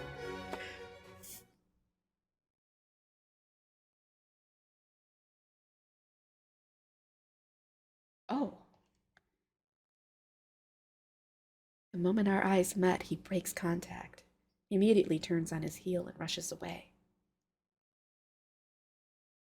Rislin, it's time to dance. Will you be my partner? Yes, of course. Yeah, BB10's got a point. I'm so sure Prince Lucian saw me looking at him, and yet... Is he avoiding me? If he is, then I... So you've gotten so proficient at dancing, you can let your mind wander. Can't even open up to me about your worries. I'm not worried about anything. I'm very happy. Let me guess. Is it about the Gateway Tunnel project? He noticed what was going on. But of course he did. There's no way someone like him wouldn't. I knew I needed to tell you about this, but I wanted to wait until all the evidence was accounted for. I see. You worked yourself so hard for my sake. Thank you, really. Miss Conrad. But it's such a shame. We need to find you a new maid. She resigned from her post at the Linzell household to support you, and even I can see she's a talented maid. It truly is such a shame.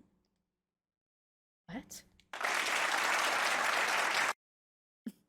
That was a wonderful dance. Thank you for this moment of fun.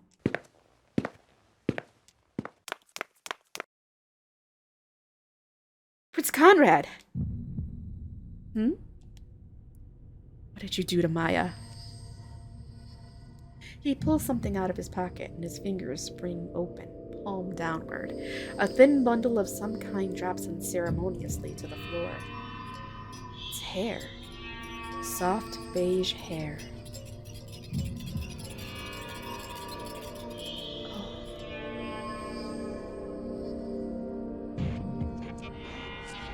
How awful. This is all my fault. I knew I shouldn't have let her go. I considered taking her hostage, but nothing good comes from looking down on a woman like her. Disposing of her is the most efficient option. But you were still my fiancé, Rislin, even if you turned rotten. I'll give you a choice. Will you follow my orders for the rest of your life, or bear my sins and be executed in my stead? Which would you prefer? Well, shit. I believed in you. I was so sure you were innocent. Oh? I was so sure you were colluding with Lucian, but was I mistaken? Though that doesn't really change things. Will you scream? Beg others for help? You're free to try it, but that will make your trip to jail inevitable. I loathe the thought of despair falling upon someone so pure. Please follow my orders. Seriously. It's a command I would have followed without much thought a few days prior. It was everything to me. I wanted to prove myself useful, to be of some value to him.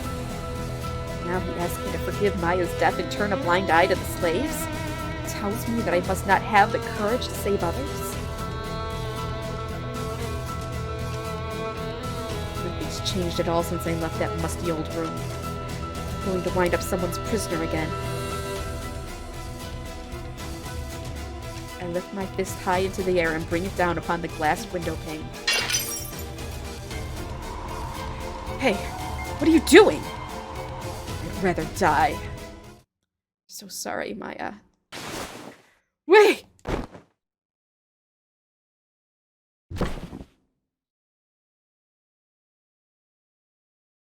Oh, there you go. You got your death, BB10.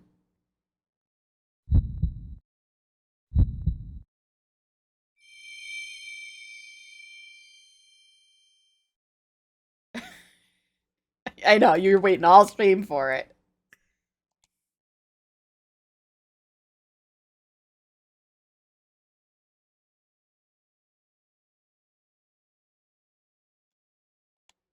Huh? I'm in a very familiar place. So familiar it takes me no time at all to realize where I am. Definitely died. I heard the sounds of my own flesh ripping apart after jumping out the window of that gorgeous venue. Sure I did. What just happened? I searched for a document with a date written upon it, and my suspicions are proven correct. I have, in fact, returned to the past.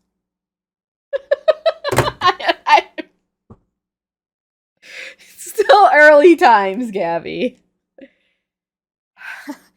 Return to the past? Possible. Only the likes of a witch could hope to accomplish that feat. I want to explain it all away as a nightmare, but the dream is more convincing. I can feel the fire licking at my ankles. Just calm down and think this through. Whether it is a dream or no, what's important now is that everyone is yet safe. Wait, can I save Maya? If I assign protection to her, or I'll summon her back, then maybe...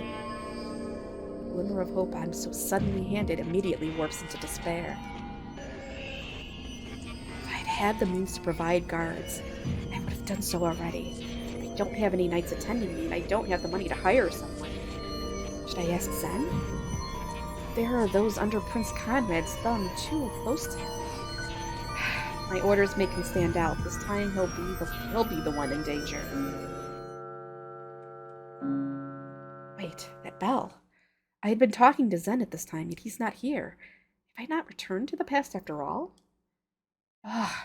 Whichever, it doesn't matter anymore. All I know now is that sending Maya alone is a mistake, and I won't be repeating it. I've been given this chance to save Maya. There must be something I can do. Oh.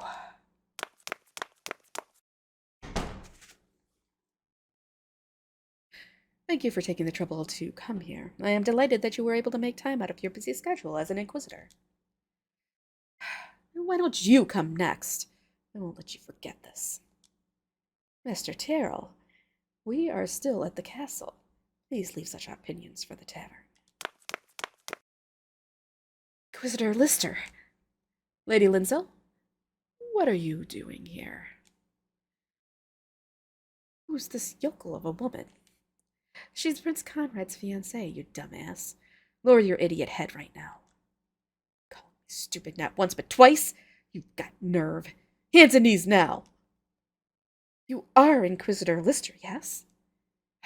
You solved every witch incident since taking up the post of Inquisitor. They say you're the most brilliant Inquisitor currently active. Right? Couldn't hear you. Could you repeat yourself? I'm asking if you're Inquisitor No, not there. After that.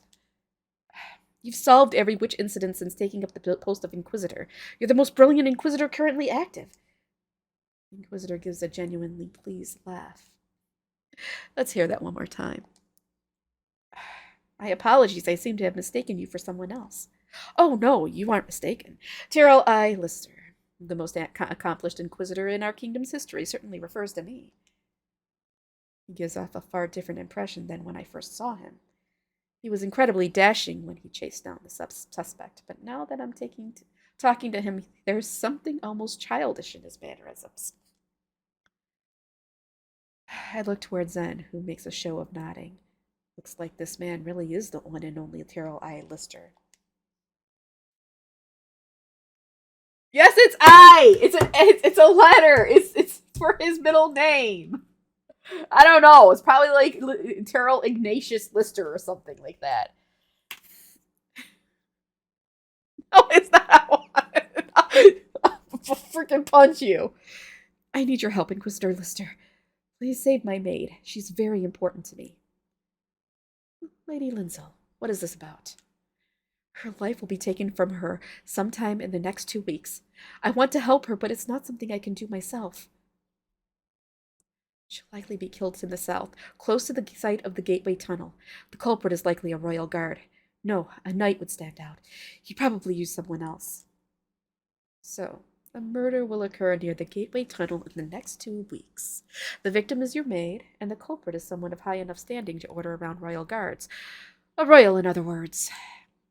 Yes, that's correct. Is this some kind of premonition?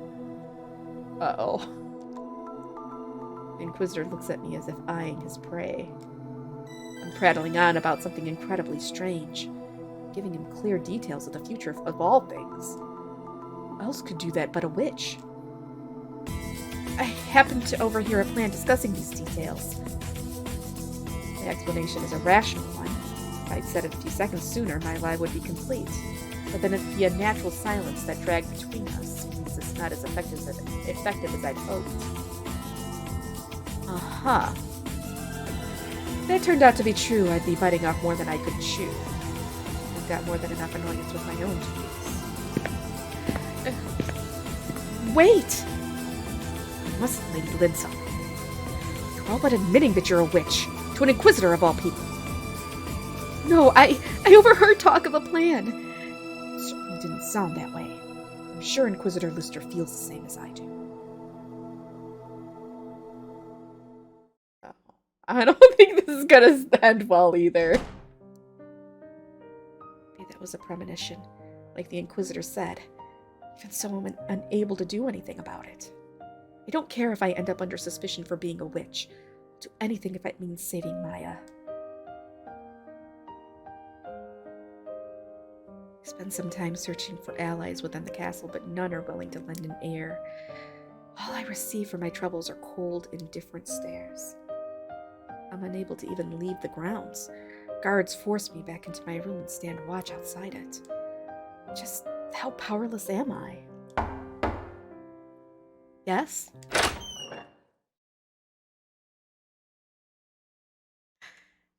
Am I correct in assuming this is Lady Rislin Linzell's room? Yes, that would be me. Well then, I was hoping to go through one of your maids. I didn't expect you to greet you myself. I didn't expect you to greet me yourself. I don't have any maids or guards. The next queen. Who is he?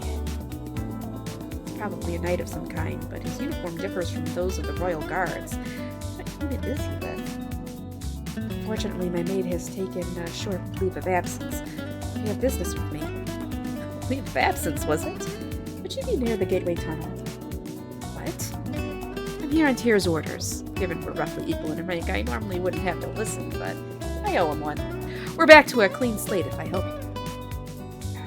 You're here to help me? Never did I expect Inquisitor Lister would help me in this manner. My heart shakes in surprise and swells with gratitude. I thought there were guards on patrol outside. How did you get in here? The knight clothed in deep green smiles, but the knight okay. The knight is clothed in deep green smiles. Okay, I knew something was missing there, but he gives me no answer. Whatever methods he used are apparently better left unsaid.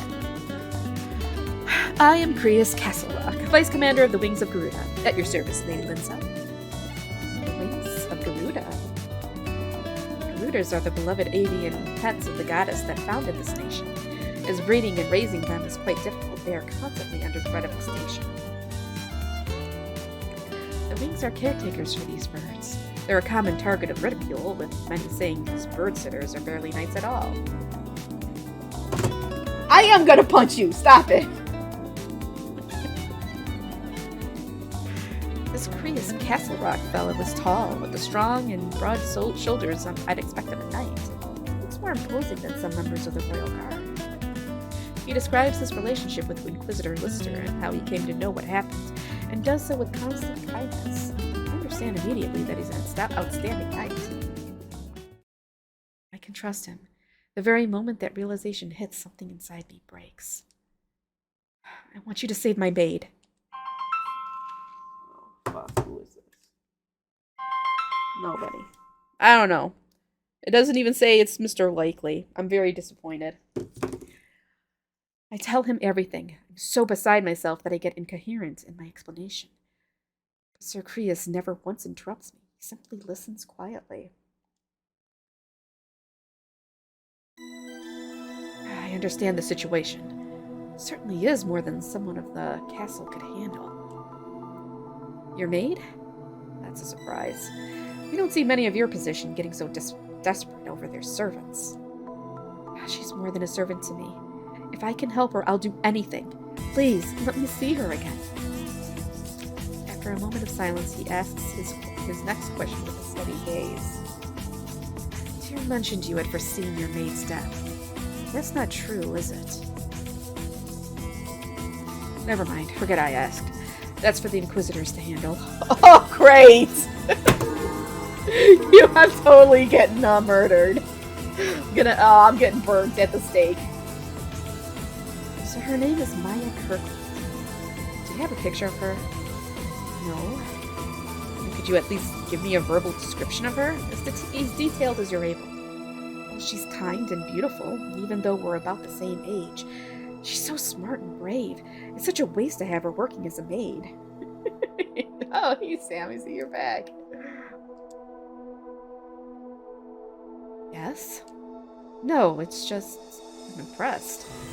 But what I want to know is what Maya looks like. Oh. I give a detailed description of Maya's physical appearance. Thank you.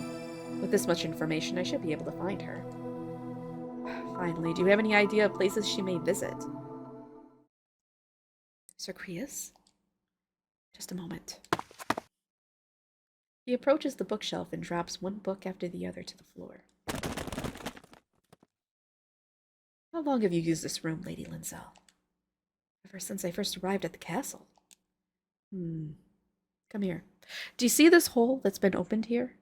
It leads to the neighboring room. What? You seem to be under surveillance.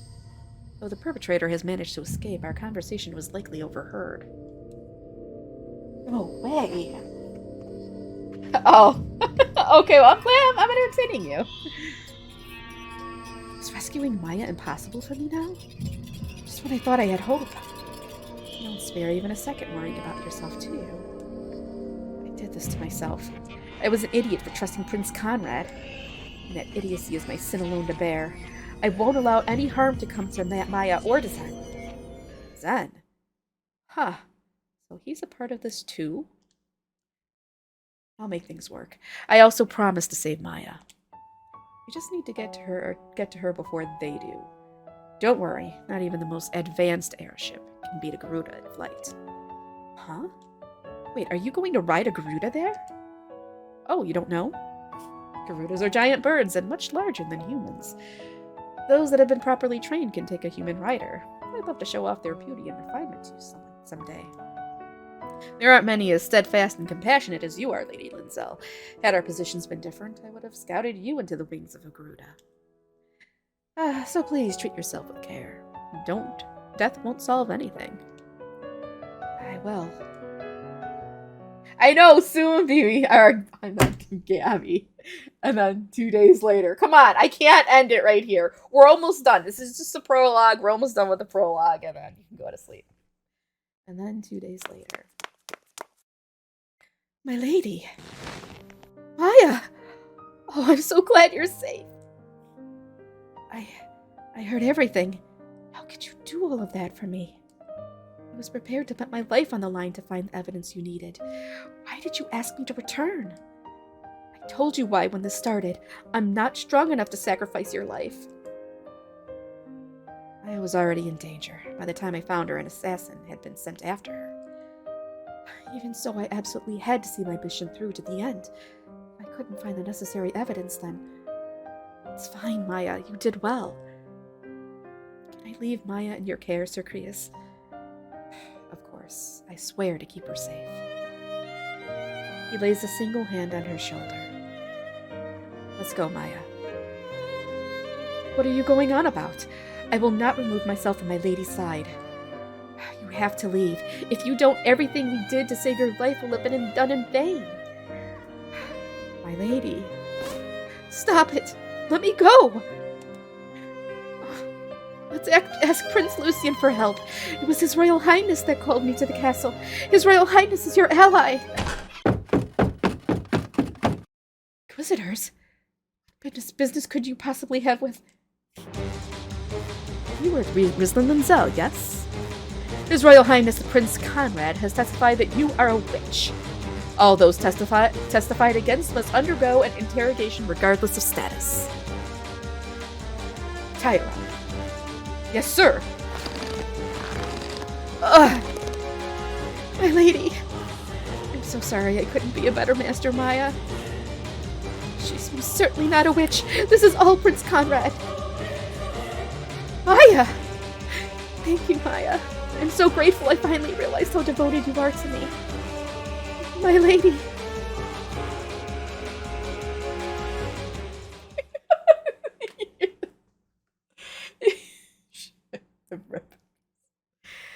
Linzel, as is custom, if you confess your sin here, you will be permitted to take your own life. Suicide is the only honor awarded to witches. I have done nothing. You are under suspicion of using black magic to pilfer our citizens' tax money. What? I have done no such thing. And what of the testimony I have of your premonition?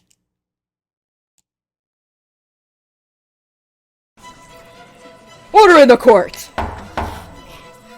The defendant, this is a people's court. Like the show? The 300 citizens you see before you shall witness your trial and vote to either convict or acquit you of witch crimes. Actions that tarnish their impression of you will almost certainly lead to death. Keep this in mind as you assert yourself before the court. We will start with the witness testimony to better understand the defendant before us. Witness? State your name and relationship with the accused. I am Orla Linzel. She is my older sister.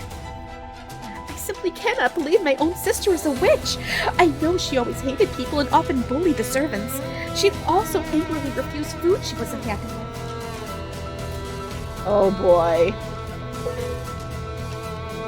Indict? Why would... Oh, well, we're just gonna rebut. It's not true. Please, my dear sister, confess to your crimes.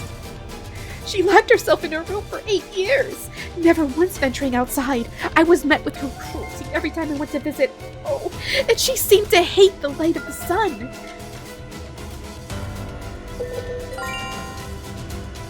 She's lying! The witness at the stand is lying! How awful! I would never! I worried for her, and our father was always trying to help, but she only ever viewed his attempts as an annoyance. She was always glaring at him.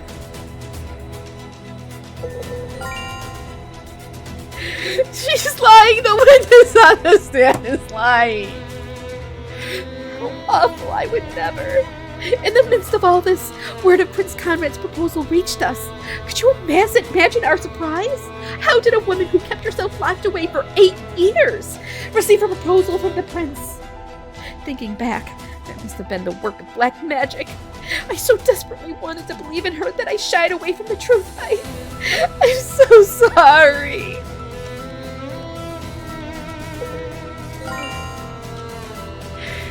That is not true.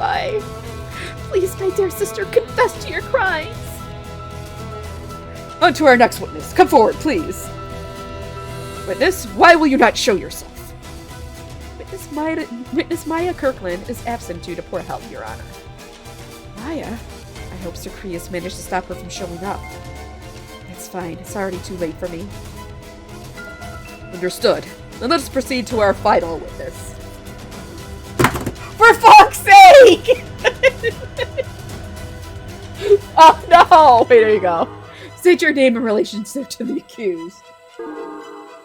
My name is Conrad Nushburn. She is my fiancée. She is an earnest, hard-working woman in my eyes. She fervently undertook the necessary education to stand as queen, and her instructors have nothing but praise for her. I thought her offer to help with the kingdom's finances was to relieve me of my busy schedule. I let her handle them because I trusted her. Oh, what have I done? I treated our citizens' money so carelessly. In hindsight, I think it's strange that I so blindly trusted her. And honestly, my memories of these last few weeks are hazy. I'm not even sure why I proposed in the first place.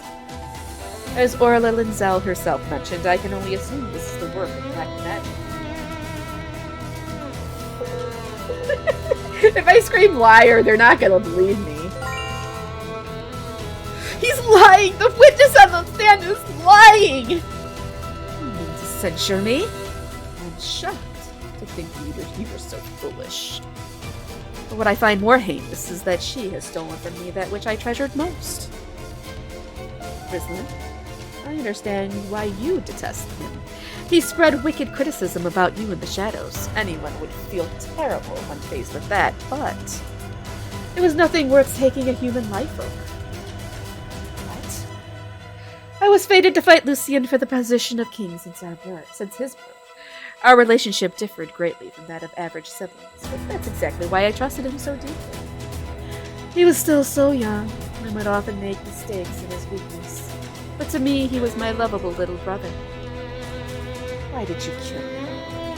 Why did you kill Lucien? What? Lucien's dead? Fuck!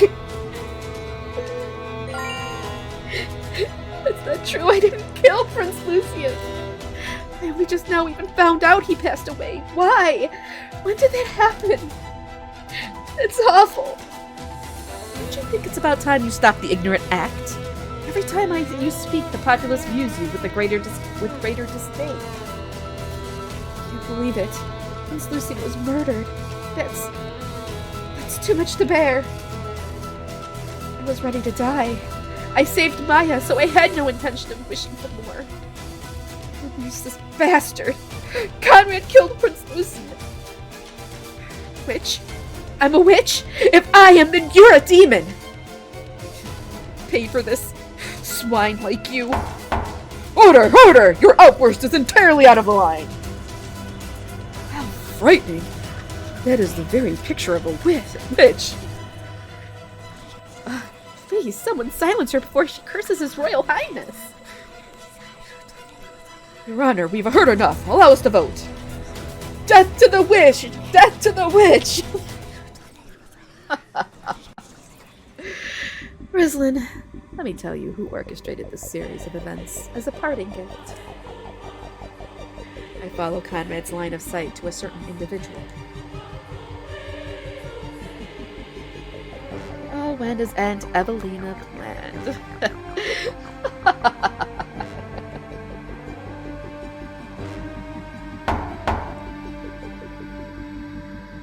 Rislin Linzel, the virtuous and sound voice of the people, has recognized you as a witch. I sentence you to death at the stake. Well...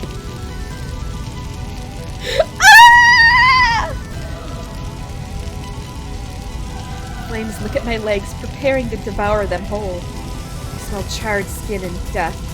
The sound of my own flesh burning kills my heart before my body has a chance to die. I'm not a witch! Please, you have to must believe me! Someone help! Death to the witch! Death to the witch! I have spent 18 years living quietly in a single corner of the world. I've never harmed anyone, mentally or physically. And everyone here wishes for my death. I'm just decried as a witch for wanting to save those I love. The path of righteousness I so believed in ends in despair.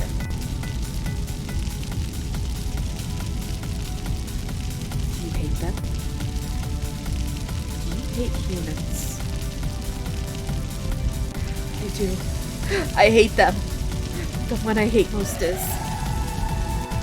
She's powerless, and had no choice but to cling to others for help. She's ignorant, so never noticed the betrayal right under her nose. It's me, all me. I was powerless and ignorant and never thought to use a single life given to me for myself. Me! The one I hate most is me. You think she'd be dead already? I know, cannibal confirmed. Yeah. I see. Then use that hatred as fuel to light the flame of your life once more. Burn bright until despair finally takes you.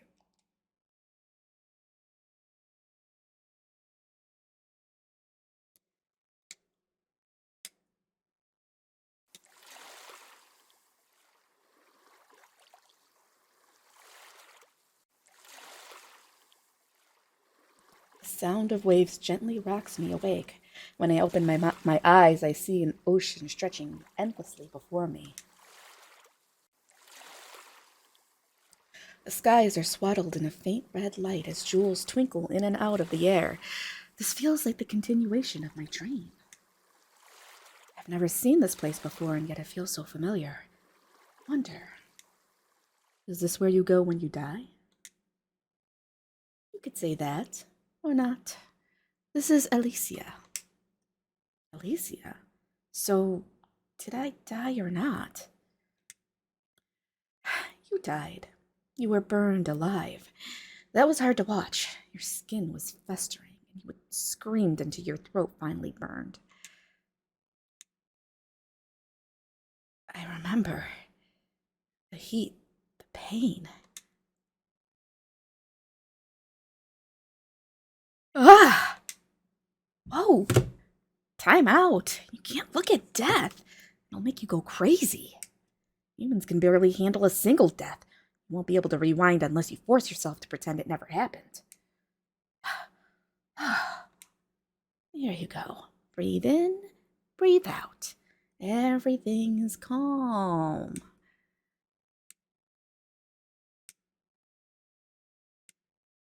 Who are you? Only machines to ever give you a straight answer. Why don't you start by thinking for yourself?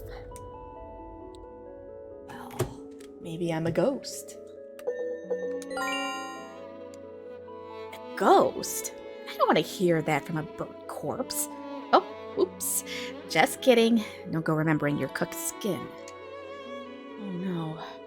I don't know how to deal with people like him. I'm not a ghost. I'm a witch. I take in his pure white hair and striking gold eyes. Though he looks younger than me, talking with him makes me feel as though I'm consulting an elder. His appearance tells me very little.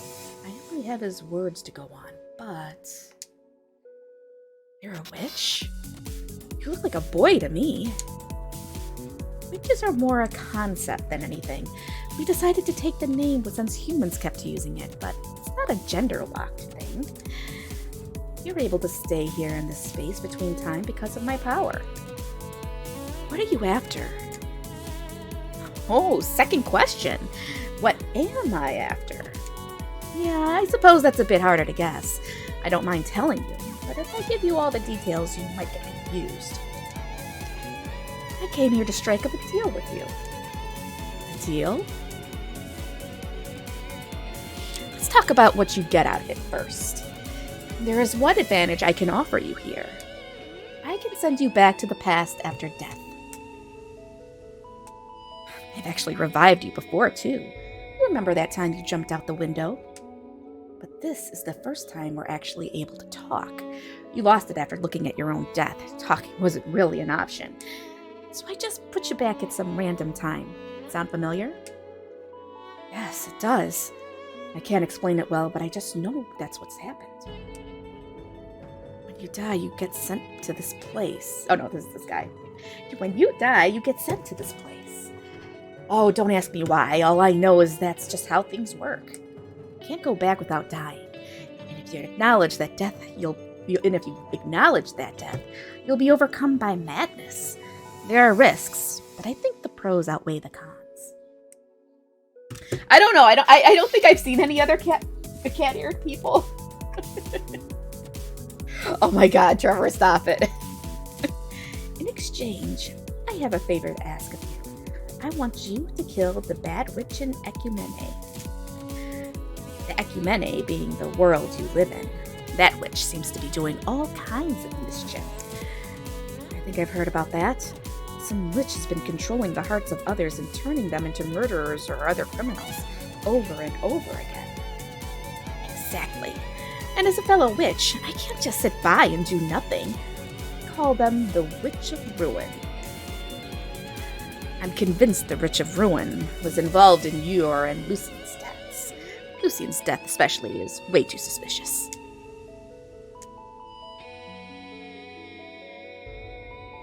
Wait, could this be? I still don't know what form the Witch of Ruin has taken in Ecumene. I'm really sorry I don't have any clues to work off of, but I hope you'll work with me on this. I'm sure catching the Witch of Ruin is the key to your happiness. Oh. I suppose it would be hard to live freely when such a terrifying witch is around. I'm not about to take everything you say at face value. I've been deceived far too often. Makes sense, but trying to say anything more doesn't mean much here. Let's get this fatal rewind over with while you still have your sanity. So, where do you want to go back to? Wait, hold on. These kinds of decisions take time. What if you just twiddle your thumbs here? You'll eventually remember your death and go mad. I'm out of luck if that happens too. Wait, I'm thinking. Is there a limit to how far back in time I can go? Anytime after you were born is fine, but I can't recommend going back too far. Time can change people. 8 years ago. I want you to send me back to right before I was locked into confinement. A few weeks or months isn't enough to change things.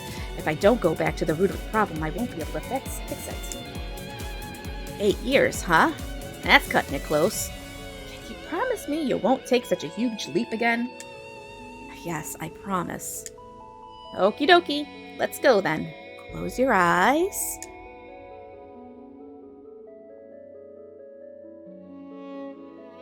I sense a lot of projection from BB10. There's tons of projection. I'll be fine, right? What if he's just lying so he can use me for his own schemes? That's still better than just letting it end like this. Wait. Why do I know his name?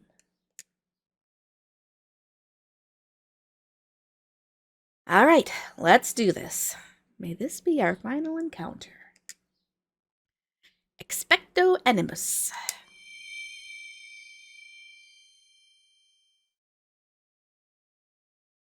You mean you don't even have an overhead projector?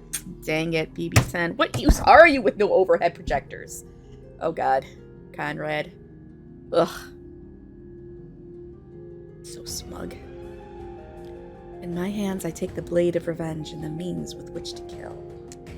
In my heart, I hold the power to protect those who's important to me, and the strength with which to believe. This time, I will transform into the ideal version of myself. I won't give up on myself ever again.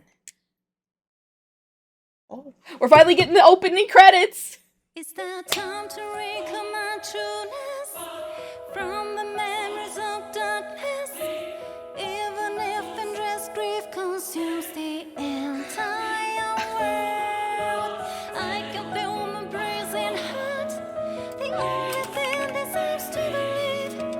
Step into the fire and see it starts again.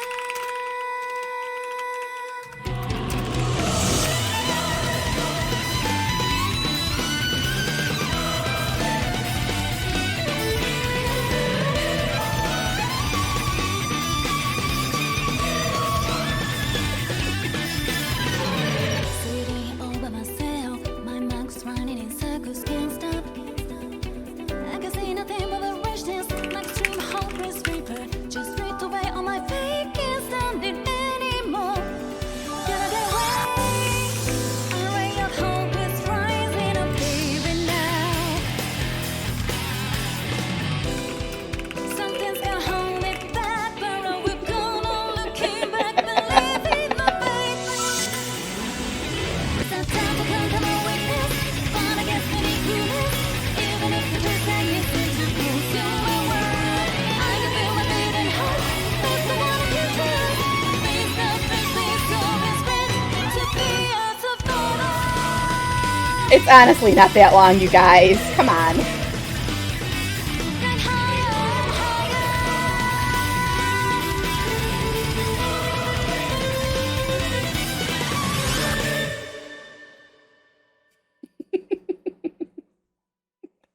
Chewie's not around anywhere. Two extremes of hope and despair.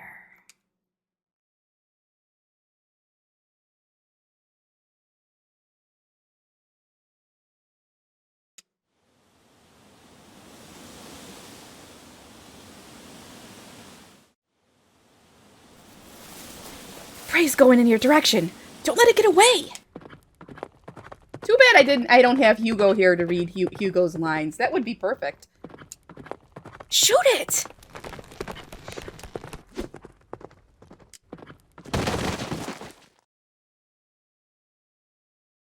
Awesome. Good job. You've got gotten a lot better with the bow if you can shoot down such large game on horseback, Rislin. I'm going to drain its blood. Hand me a knife. Oh, right. You don't hesitate even one bit. You should really be used to the animal blood already. Oh, man. But you really are amazing. I think you might even get promoted to a full-fledged knight this year. Things aren't that simple. There aren't any precedents for a woman rising to the rank. Yeah, I guess you don't really hear about female knights. You're such a mystery. We've known each other for 3 years already, but you've never talked about yourself even once. Why did you under the wings of Garuda? Well, we'll be late for afternoon training. Actually, I don't think I've ever seen you return home either. You're almost 18, right? Have you talked about what you're going to do once you hit adulthood? Hey, wait, Rislin! I'd all but forgotten. I turn 18 next month. Okay, good. She'll be legal. We need to establish that early on. Which means it's already been a whole 8 years since everything happened.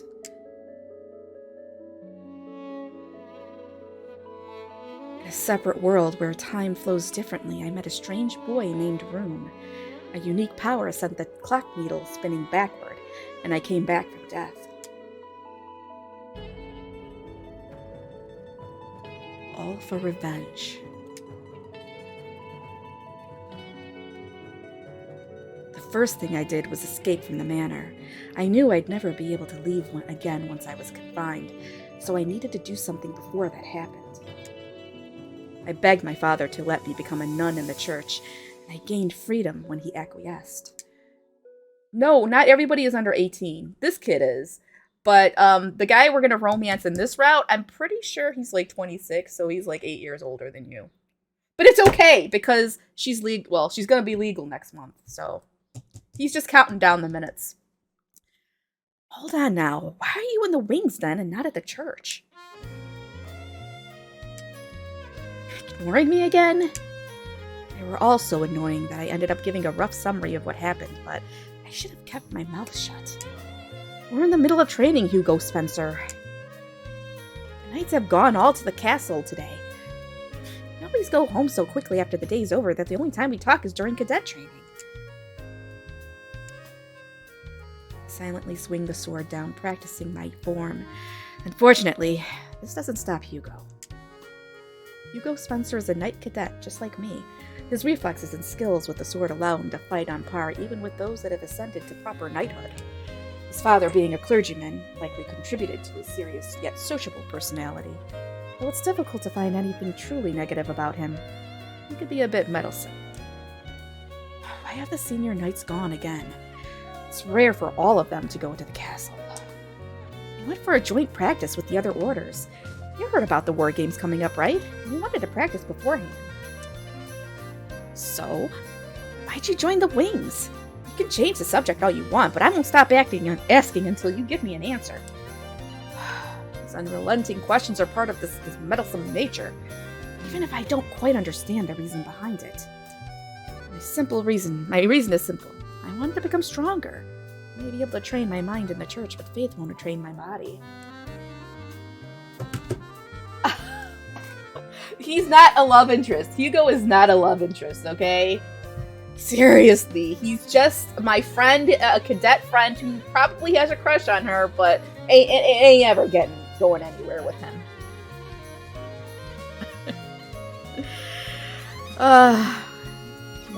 You wanted to join so bad you tricked your parents? And anyway, a lie that big would be found out immediately. I bribed the church to align their story with mine. Besides, it's not like my parents care for me. They haven't contacted me once in the last 8 years. Whoa, so what kind of family do you come from? Poor one. They probably don't miss another mouth to feed. Well, families like that aren't exactly rare. Wait, Does that petty woman have the same story? Or petty? Petty, pretty? Maybe both things. You know, the one that lives with you. Maya, I think. You're so persistent. We're in the middle of training, remember? And don't talk about Maya or... What about Maya? Please tell me anything and everything you know about Maya. I don't know who this is. I hate when they do this. I can't figure a voice for it. Now the annoyance is tripled. Oh. On the right is Landon Woolley, the son of a commoner. He has the largest appetite in the wings and a body to match. He's loved by all in the order. On the left is Mitchell Howard. As the son of a merchant, he looks like he'd suit a pen rather than a sword. It's explicitly stated he's happiest reading, and the reason he joined the wings is a complete mystery. They're both cadets as well. They aren't bad people, really, but that changes when Maya gets involved. How is Maya? She hasn't shown herself recently. Of course she hasn't. It's weirder for a relative to show up at the order than that often. But she used to come around more frequently, right? You often fell ill or got injured. Ah, memories. You were so much cute. Wait, no you weren't. You definitely weren't cuter. You were curt and blunt and really awkward to be around. You asking for a fight? Has Maya been busy? I was thinking of asking her to the games. Maya has no interest in martial arts. Neither do I. Isn't that a problem, given you're aiming to be a knight and all? There's going to be a festival in the city during the war games, which I'm assuming is your real reason for inviting her. Don't talk about my pursuits of Lovelake or their common schemes. A lot of guys have their hearts set on Maya. If I don't invite her first, she'll be taken by some other guy. Small fry like us aren't going to be able to enter the games, so I want to at least enjoy the festival. You're being stingy. I want to go too. Can you knock it off already? I want to train. You too, Hugo. Stop with the questions.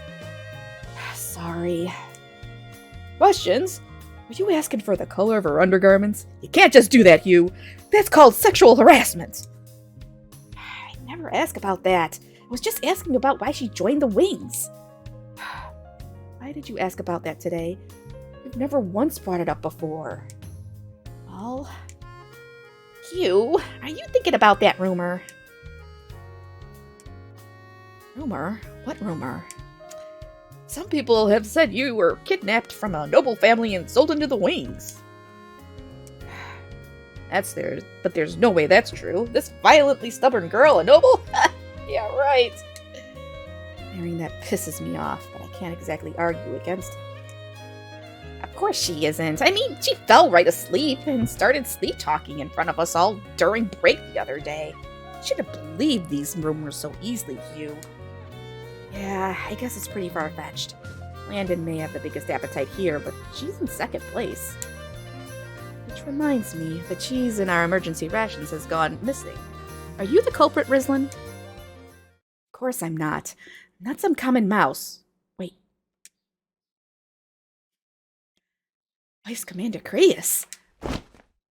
Cold sweat runs down our foreheads. We move in sync as we salute. Sounds like you're having fun over here. I'm sorry, sir. That's fine. Training is just with you cadets today, after all. I remember those days. It was fun, not just not having my superiors around. You know how it feels, too. It's like you automatically relax when you don't have someone watching over you. Ow! Hugo and I stomp on Landon's foot at roughly the same time. I shall go for a run while reflecting on my actions. How many laps should I make it? Good question. As it turns out, I keep being told I'm too strict with you cadets.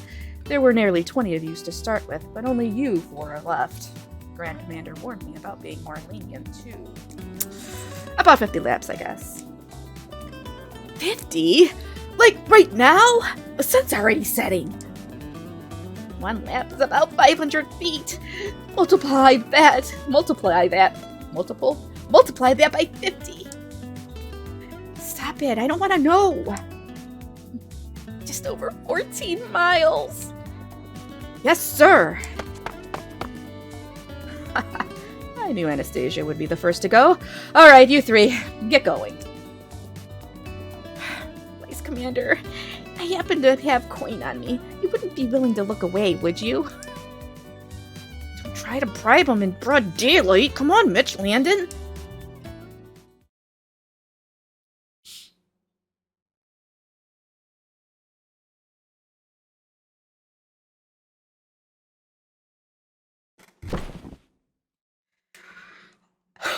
Whew! Finished. Good job making it to the end. Going a whole 14 miles after a full day's training is rough. I'm starving. Where are the other two? They were faster than me, right? They're still running, even though they broke 50 laps ages ago. What? Hughes' stamina is one thing, but even her? She looks so much frailer than him. Oh, that's what you think, but Hughes the one going along with her. He decided to keep going so that he could help her out if she passed out. She always pushes herself like this, doesn't she? Why does she put so much pressure on herself? Even ignoring the peculiar rumors, you don't have to be a busybody like you to wonder why she's even here in the first place.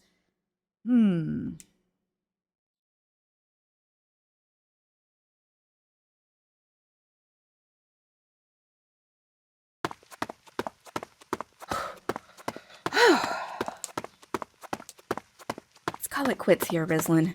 Any more than this would just be straining your muscles. I know my own limits. Rislin! What am I to you? Just some guy that happens to be standing next to you? No, right? We're comrades. We have shed the same sweat and tears. It's deplorable that you won't even listen to your friends. Sorry. What you're saying is right. Oh, good. So long as you understand.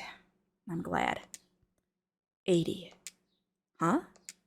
Once I finish 80 laps, I'll call it a day. What? My head is killing me. I feel like I could puke. My breathing is labored, like I'm struggling to keep my head above water, and my whole body feels like lead. I can't even feel my lower body anymore. I'm not even sure how I'm still moving. Once I stop, I won't be able to run. But I absolutely cannot stop. Not until I see my revenge fulfilled. I refuse.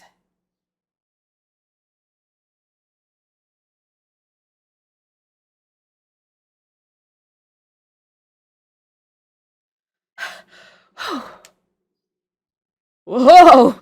You went a whole 80 laps! That's some willpower. Willpower, no, this was far too rash. Are you okay as well, Hugh? Yeah. I can't handle this much. Or I can. Our superiors will be back from their training tomorrow. We should polish their swords. What? Ah! You passed out!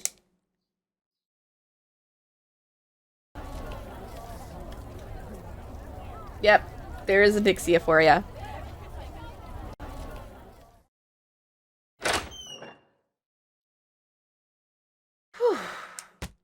There's still so much to do even after getting home. I have to bathe, get changed, eat. I can take a little break first. Oh, my lady, look at the state you're in. It is terribly improper to sit with your legs spread out like that. And aren't I always telling you not to simply sit and lay in your own filth? Can't you overlook that for today, Maya? You know as well as I that if I were to do that, you would simply fall asleep right here. Sitting here covered in dirt and sweat is unbecoming for a young lady of the Marquisate. I'm not a noble anymore, I'm a knight. Oh my, awfully hasty of you to call yourself a knight when you were but a cadet. Man, this Maya is especially harsh. 8 years ago, I forced Maya to accompany me just after she started her work at the manor. I wanted her at my side no matter what. Since I didn't give her a proper explanation, she seems reluctant to let go of her image of me as a young woman. Noble woman. You've gotten so familiar with others in the order that your speech is roughened, and you've even cut your poor hair. You'll be turning 18 next month. I like how they make sure you know she's turning 18 next month. Yet you haven't even considered who you will be marrying. Hey, Maya, you really hate who I am now that much. Do you think I should go back to the Lindsell estate? You are the eldest child of the Lindsell Marquisate, and therefore the next head of the family. I'm sure the family would be put at ease to see that their daughter has grown to such a wonderful young woman. But I also believe that you are the woman you are today because you left at the young age of 10 and joined the wings of Garuda. The Lindsell estate has seen great change since Mr. Brett married Lady Evelina. I've gotten stronger than I ever was back at the manor, right? Yes, you have, but more than that. You look incredibly happy, my lady. Huh? Those three stooges aren't bad people, and though I can't trust your suspicious superior, Sir Castlerock, no harm has come to you yet. You missed Anixia crying. She was saying hello, Trevor, but then you weren't here, and she got sad and left. Guess I'm not the only one she's harsh with. That you are able to live with such vivacity is in large part due to them. I look happy to her, even though I haven't accomplished anything yet. These carefree days have made me too complacent. I need to pull myself together. It's what Phoebe said. She was afraid she was going to get tossed into a volcano. Hold on a second, I gotta fix my chair.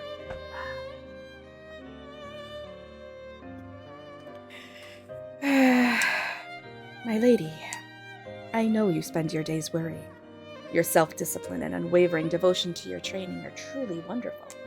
But shouldn't you spare some time for rest? No one here will condemn you or force you away.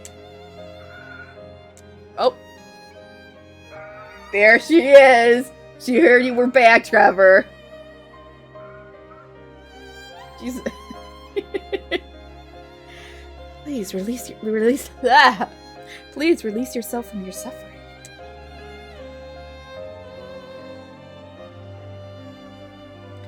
How could I?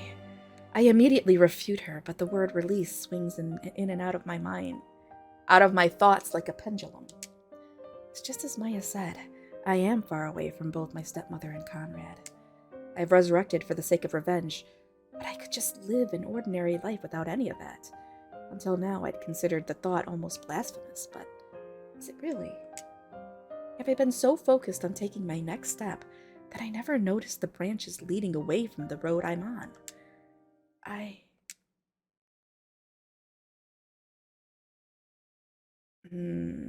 Is this where we get to... No, we're not there yet. Start your matches.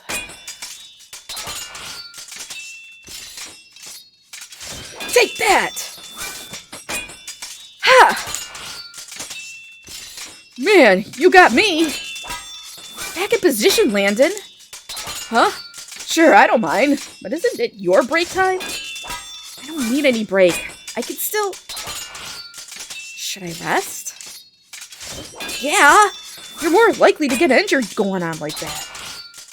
Okay, I'll be over there. Wow, she's being docile today. Like, weirdly so. Wait, that was Landon. Never mind. What you told her yesterday must have affected her. You know, the whole you're worse than dirt for not hearing about your comrades. Or hearing out your comrades. You good-for-nothing insect thing. That is not what I said. Honestly, I'm relieved. She actually considers us to be her friends. Indeed, the tension that always seems to hang in the air has let up as well. Hey, we'll be burning stuff so we don't need, so bring us those broken chairs from the base. Yes, sir. I don't know. I don't know, okay? I'm getting messed up with all my voices. I chose to become a knight for 2 reasons. To get stronger and to gain easy access to the castle.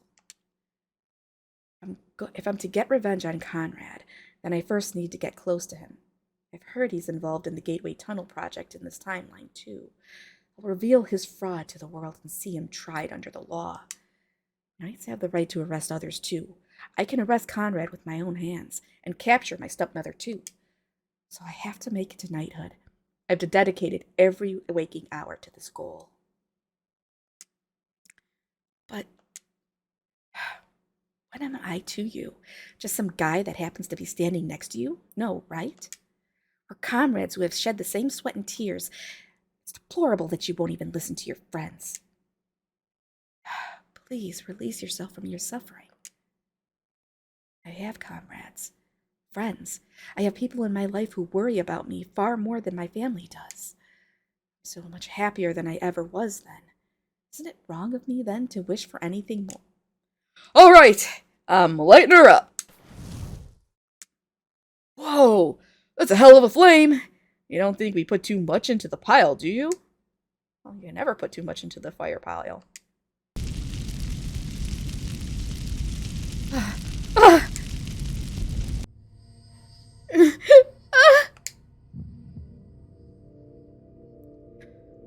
What a foolish woman you are. You haven't the brain to think for yourself, so you should have at least listened to what I said. People like you are the same, dead or alive. You could revive yourself over and over again, but you'd never accomplish anything. Shut up. Shut up, shut up, shut up, shut up! I'm different than I was back then. This is why you should have chosen a quick and early death. That you were born at all is a mistake. It is not a failure that can be solved with your death, nor an error that can be fixed. Apologize for living as long as you have. Repent that you continue to live today. Atone for the sin of living until tomorrow.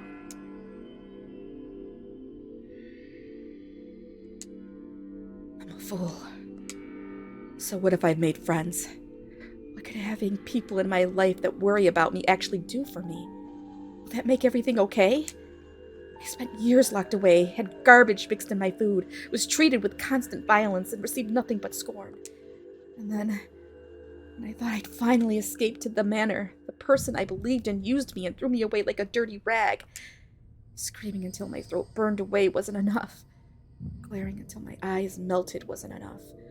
A few years of peace could never erase those memories.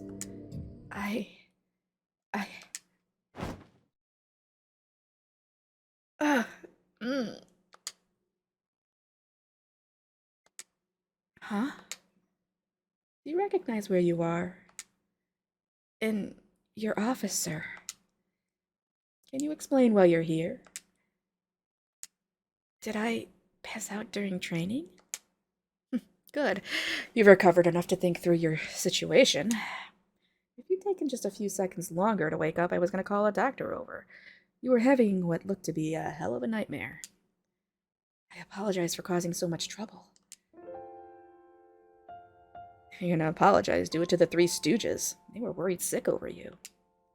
Oh, yes, sir. I heard you passed out in the middle of your break. Do you know why?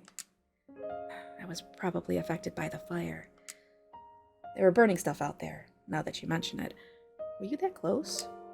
Do you mind keeping this a secret from Maya? I don't want to worry her more than necessary. Unfortunately, I've already called her about this. She told me she'd be here right away. Sir, what can I do to get promoted to knighthood? I understand that, as a woman, this will be difficult. That's why I've made sure to train more than anyone else here. Please, I want you to tell me what I'm lacking. Sorry, but I have no intentions of making you a knight. Why not? Is it so unthinkable for a woman to become a knight? Gender has nothing to do with it. You've done incredibly well. Then what reason could you possibly have? Because you view the order as a method to reach your goal. I see the flames of hatred burning in those eyes of yours, especially now. Why? You've got friends that care for you and a family that loves you dearly. I'm thankful, really, that those people who would choose to keep someone like me in their company, but I want power, that's all. Rislin.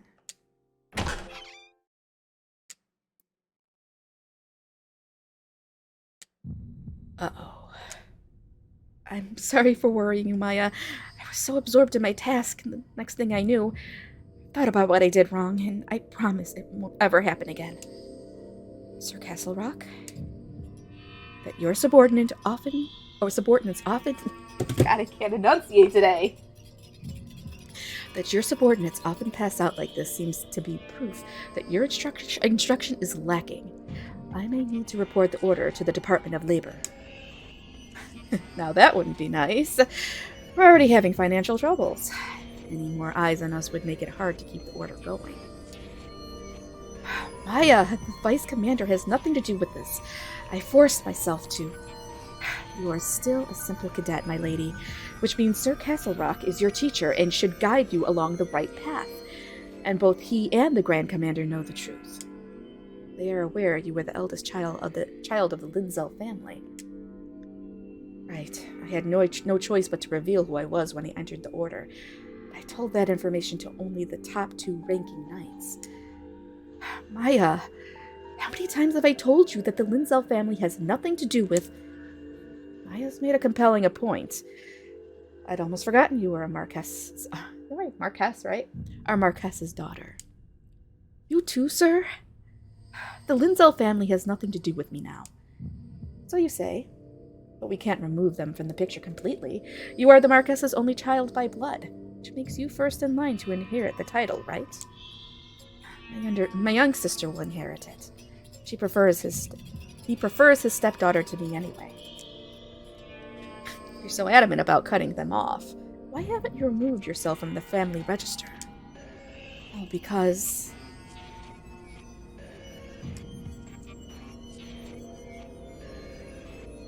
My lady?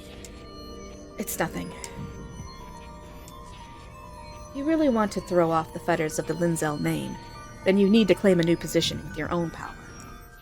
Rislin, I want you to participate in the War Games a fortnight from now. What? The War Games? It's a prestigious tournament held once every 4 years. Fighters from all across the continent gather to participate. I know that much, but this is a tournament for men, is it not? There are no rules about who can participate. There are 3 divisions: swordplay, gun, and archery. The Wings of Garuda don't use guns, so you could enter in the swordplay or archery divisions. I actually became a knight because I wanted the games. That was 3 tournaments ago, so it's already been 12 years. No wonder I've aged. A precedent has been set, so if you can manage to win, the Grand Commander and I may very well be able to, will have to admit you're qualified to be a knight. Shut up, BB10. No, I'm not. Well, maybe. Hey. So, will you give it a go? Yes, sir. My lady. I have a car waiting outside, so head home first. I need to discuss something with Sir Castlerock.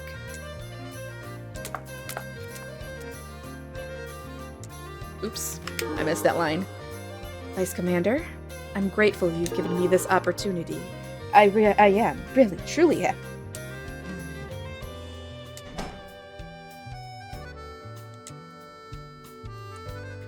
Wow, I didn't know she had it in her to smile like that. What an adorable, innocent smile. Oops, pay no mind to that. So, what did you want to discuss? Why did you give her those conditions? You know how she is. It's not hard to imagine that she will push herself even more in order to win. Why not let her? She can push herself as hard as she wants. What? She probably has a reason she feels like she has to go this far. We don't have any right to stop her. A reason? Why did she run away from the Linzell Manor, I wonder? Lord Brett did certainly become more harsh with her upon marrying Lady Evelina. Still, I believe the chance to repair their relationship remains. I know Mr. Brett is her ally, and would certainly never consider making Lady Orla the heir. Her ally, eh? Then wouldn't he at least show concern for the daughter that ran away? As far as I see it, running away from the Linzell family isn't the only reason she has for becoming a knight. We all have times we want to just throw ourselves into something. And it's in times like that we want more than anything to figure out who we are.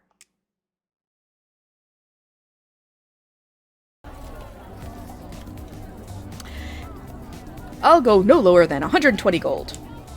Why not? It was down to a whole 95 last month. I've got the prices up for the festival. But it's still too high for that. Come on. Can't you do something about this? You're a merchant. Stop it already! All the passers-by are staring at us. So easy to shop for supplies when she's around. She gets us good deals, and is great at organizing. I shouldn't be so surprised at this point. But she's so imposing. I still can't believe you thought she could be a noble. Or what? Do you think there are nobles that parade around like that? No, I don't actually. But I feel like I met her once when I was younger. Huh? It was when I went to the castle with my dad. I saw a girl with red hair playing with the prince. She kind of reminds me of her. What? So you're saying she's not nobility, but royalty? I don't know if I'd go that far, but you'd have to be in pretty high standing to be a princess playmate. Hugh, seriously, look at her. Damn it! Alright, I've lost. Sorry for asking the impossible. I'll treasure every bite of these vegetables. You better. Cook them up nice and good. No young noble woman is gonna vigorously shake hands with a greengrocer like that. I guess I was wrong.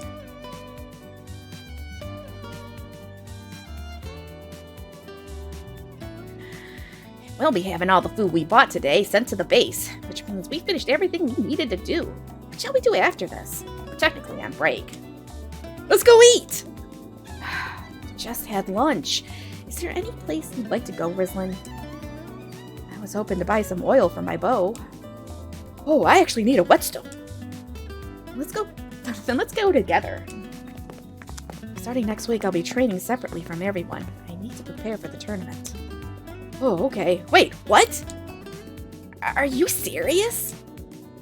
Vice Commander Krias gave me his permission. If I can win, he'll officially promote me to knighthood. Seriously? Well, you have been here 4 years, longer than the rest of us. Based on history alone, it wouldn't be weird. So that's why you've been so passionate about training lately. Leave it to the Vice Commander to make such a drastic decision. So, the games is split into 3 divisions, right? Which did you choose to compete in? Archery. That is what you're best at. Still though, you have to win. Do you think you have a chance? Like hell she does. I don't know who this is. That voice. A pair of fully fledged Wings of Garuda knights appear before us. They're just common foot soldiers, but they're still our superiors. Don't forget that we'll be in this tournament too. Do you really think a lowly cadet like you can win to knights like us? You won't know until it's over, right, Rislin? She's always the one who catches the Garuda's food. She's the most skilled of all of us. Sure. Out of the cadets, maybe. Your training regimen is nothing on ours. Hey, say something. They may be knights now, but they joined with you as cadets, right? I've got nothing to say. Well, that's not like you at all! We may have joined together as cadets, but they were promoted to knighthood because they were more skilled than me, and not just in pure ability. Look at their build. They've worked just as hard to fulfill their role as knights. You're such a kind soul. You haven't changed at all. You'll just get pushed around if you keep up that act. Come on, talk back to us. Tell us to die or call us pigs. I can't say what I don't think. What would I do if you really ended up dying? Ah! Right. That group is way weak to her. I forgot because we almost never see them. Damn Vice Commander. Why would he enter you in the games? There's definitely something going on behind the scenes. Is it really that dangerous? The bow division requires hitting targets and hunting at most. I heard it's much more refined than the 1-versus-1 battles in the sword division. May look like that on the surface, sure, but in reality it's the most dangerous and underhanded division, all because of them. The knights look over to a group of men. Though they also appear to be knights, there is a different air about them, accentuated by the ornate weapons they all hold. The Royal Guard, I take it. What do you mean? They're a chivalric order, directly under the royal family. 1,000 people apply each year and only a fraction make it. They're the best of the best. Also, they're all good looking. They're all good looking. They're proud of their standing as the kingdom's last bastion, and they're immediately removed if their abilities drop even a little. Also, they're all popular with women. Jeez. I think there might be a little jealousy going on here. Their pay is also incredible. Do we really need the info about how hot or popular they are? You idiot! That's the most important part! Thanks, Landon. I'm glad you're echoing my sentiments here. But we Wings of Garuda are just amazing, right? I mean, we attend directly to Garudas, the divine beast. We were the first order created in the kingdom. What the other orders are doesn't matter. Those dirty pet keepers sure are making a ruckus. What? You're free to be jealous, but you do well to trade your subordinates properly. Garudas are nothing more than unnecessarily large birds. We already have airships for flight. Say that again. It is necessary as a symbol of our kingdom, of course. We are always thankful for your work, pet keepers. I see you have a bow and arrows with you, or on you. Are you a practitioner of the bow? That I am. I normally specialize in swords and guns, but there aren't enough entrants in the archery division, so I had no choice. We royal guards don't handle such antiquated weapons as bows. You don't have enough. Why enter in the first place? There's no reason to handle a weapon you're weaker with. Because they plan to win each division. No, we don't plan to. We will. The games only exist to display our superior abilities to the citizenry. Yeesh. Are all royal guards like this? Could the Wings really lose to such an obvious baddie? Wait, wasn't Vice Commander Creus the victor in the sword division? Yeah, he was. Don't go acting all hoity-toity when you lost to our Vice Commander. Sir Creus Castle Rock is of an entirely different breed. His victory at the age of 14 makes him the youngest victor, a feat that is yet to be beat. And at such a young age, he really is incredible. Makes you proud having someone so accomplished as your superior officer. What you should be is suspicious. A man of his talents and he's attached to the Wings of Garuda? Well, that will be fixed soon enough. What do you mean? There's been a number of meetings in HR recently. I like how this country has HR. And Sir Castle Rock's name often comes up. Someone as outstanding as him should be using his talents for the Royal Guard. I'm sure you're aware the Guard is prioritized both financially and in terms of its personnel. Not once have we been denied what we desire. Are you saying the Vice Commander will leave? That's impossible! He's obsessed with Garuda down to his very bones! There's no way he'll ever go to the Royal Guard! If you don't want to believe it, you don't have to. But the Wings of Garuda without Sir Castle Rock may as well be a zoo on the verge of closure. No, I suppose that closure is all but confirmed. Go on, keep talking! Wait, Landon, stop! In any case, we cannot afford to lose this time. The struggle for the crown is involved as well. We'll win, no matter what we have to do. Huh? I hate to admit it, but nothing good comes of competing with the Royal Guard. If you want to keep yourself safe, you should keep a low profile at the games. Ooh! Knights of the Royal Guard are over there! Sir Knight, come play with us! Well, if you insist. Only for a little while now. Yay! They'll win no matter what, huh? Our superiors are right. They certainly aren't someone you can take on with ordinary means. Be careful, Rislin. Of course. I won't stoop to their methods. Mitch, how much can you put into the judge by bribery pool? As much as you need. I'll spare no effort to help the Wings win. No force skip. Stop that. No more skipping. Oh! Yes, why are we skipping? We gotta go back here. There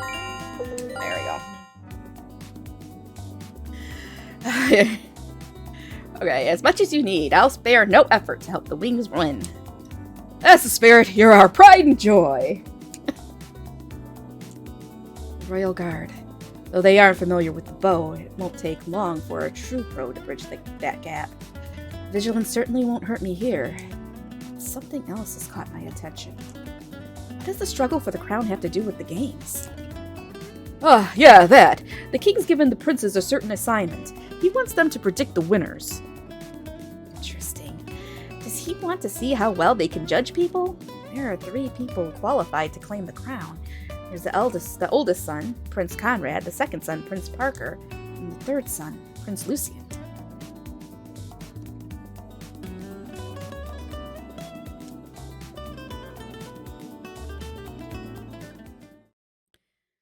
Three princes to choose from, huh? I wonder who our next king will be. Well, one of them is clearly more popular in the city. Prince Lucian, that is. Huh? What do you mean, huh, Rislin? Are you a fan of Prince Conrad? Prince Conrad does have his supporters. He's good looking, skilled enough to be placed in charge of the Gateway Tunnel project. But there's talk of Lucian being placed in charge of the development of a new aeroship. It's amazing to think about, especially since he's not much older than us. Prince Lucian is the most popular? And wasn't the airship project something Conrad was meant to handle? In my previous life, anything and everything led to Conrad. Prince Lucian, meanwhile, didn't stand out much and was disparaged both in and out of the castle. And yet, why did he change? Rislin, is something wrong? No, it's nothing. I better steel myself for this tournament, mind and body both. Rislin, if there's anything we can do to help, don't hesitate to let us know. We're comrades, after all. Thank you, that means a lot. I was just hoping for a moving target to practice on. You turn your comrades into targets? Yeah, she would.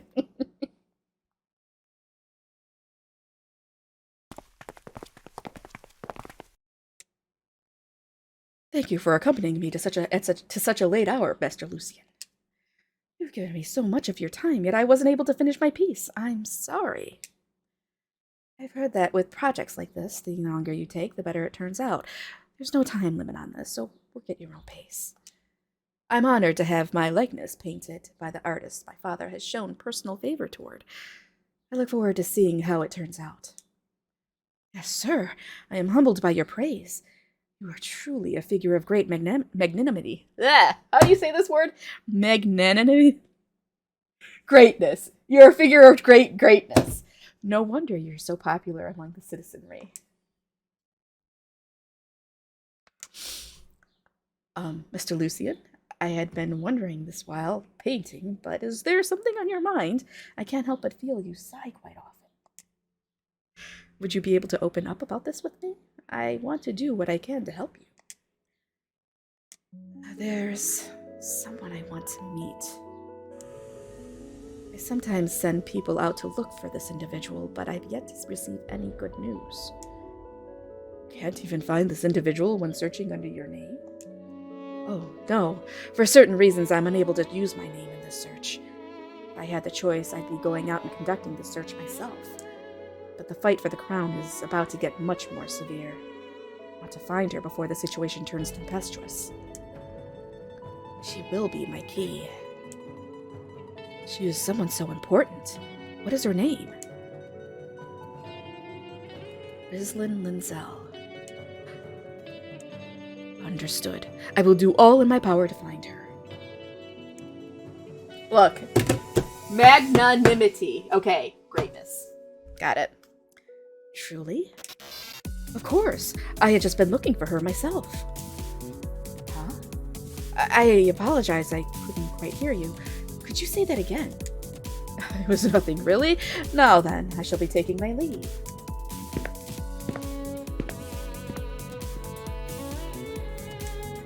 Hey, Rislin, will I be able to see you this time? Poor Lucian. Still holding that flame. Years later.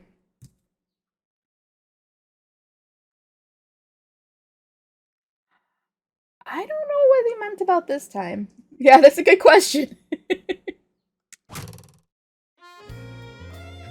Whoa! You just keep hitting the mark. You're incredible, Rislin. It's harder to miss a stationary target, as I thought. I need to actually move for proper patience practice. Not about to become your target. Hey, it's already 8 o'clock. We should think about cleaning up. I'll be here for a while longer, so you can all go home first. There you go again. You did the same thing yesterday and the day before, too. At least go home early today. The games is next week. I could train every hour of the day and it still wouldn't be enough. Jeez. Oh, Rislin, the Vice Commander has a package he wants you to deliver. Me? What am I delivering? This package here, by 8:30. He said to deliver it to the usual pub. There's meat in this. Apparently. You'll be late if you don't leave now, right? Leave the cleaning to us and get out of here. Thanks, guys. Oh, and before I forget, make sure you take a busy street. All kinds of violent stuff has been happening lately.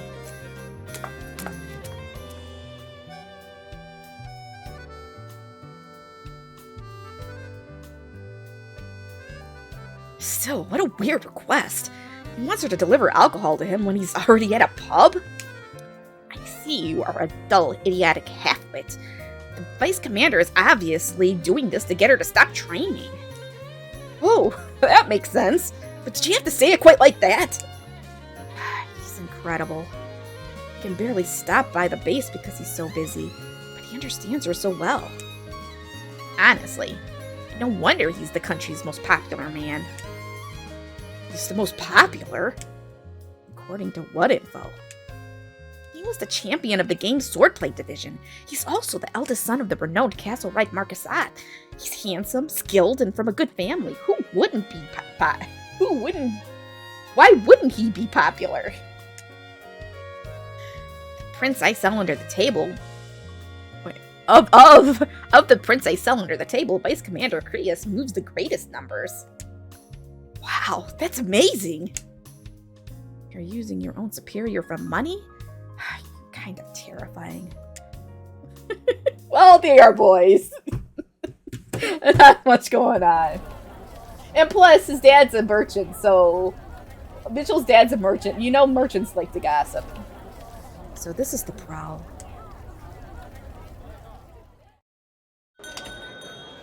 Welcome. Pretty lively atmosphere here. Now, where's the Vice Commander?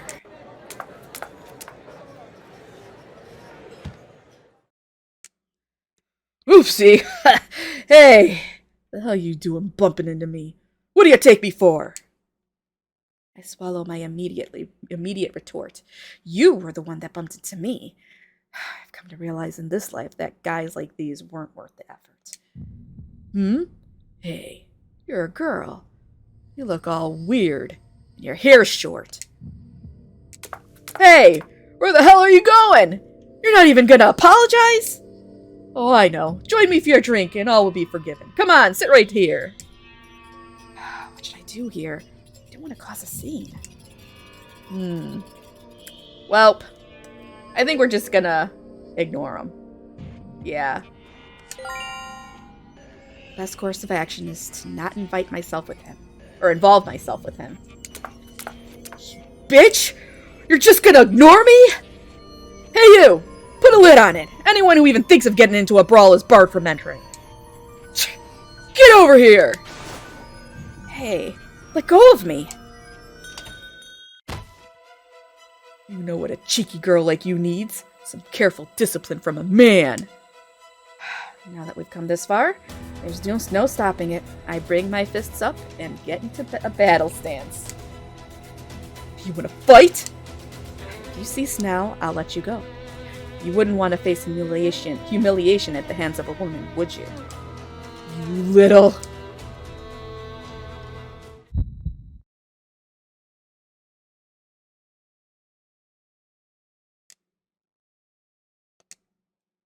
The fog swirling around me weighs my body down and robs me of my senses. It's not long before I realize that this pressure is emanating from someone or something.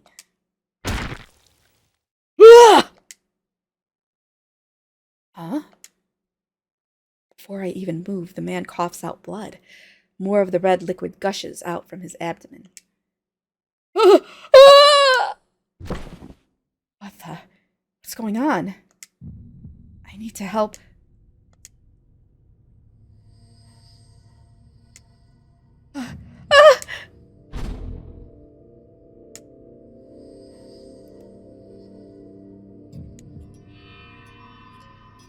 Yeah, I don't think this is good. Running, thinking, fighting, screaming. All my choices are robbed from me by fear.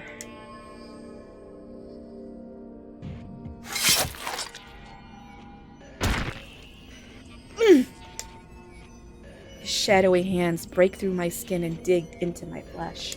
It would be so easy for this thing to rip through my body, and yet it doesn't. Its fingers splay out inside me and then curl in, then out and in again. It's as if he's enjoying the sensation of my flesh. I can't die. I can't die here. I haven't done anything yet.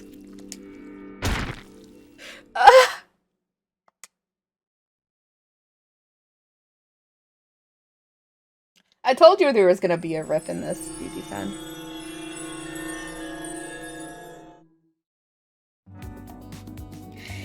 Hey yo, it's been a whole 8 years. You remember me, right? Right? Surely you'd never forget someone so cute. Hell was that thing? Whoa, whew, scared me there. Don't yell like that. And could you give me just a little more warning before showing up here? I know some drunkard was bothering you, but that doesn't usually spawn a death flag, does it? That's what I want to know. What was that thing? What the hell just killed me? I don't know. If you don't know what it is, then I don't either. All I can do is watch the Ekumimi through your eyes. That's all? Was that a human? There are only so many people that could puncture human flesh with their bare hands. You won't find many women who could. And even for guys, you need some crazy strength to make that work. I didn't even have time to fight back. And even if I did, I was too scared to move. Why were you even killed? Did it have some grudge against you or that drunkard? I have my ideas, but I doubt my father and stepmother could control something so utterly incomprehensible. Your first suspects are your family? Poor thing. Your life's been so harsh. So what are you going to do? Gonna go back and redo the last 8 years? Hell no. I just have to make sure I don't run into that thing. Good point.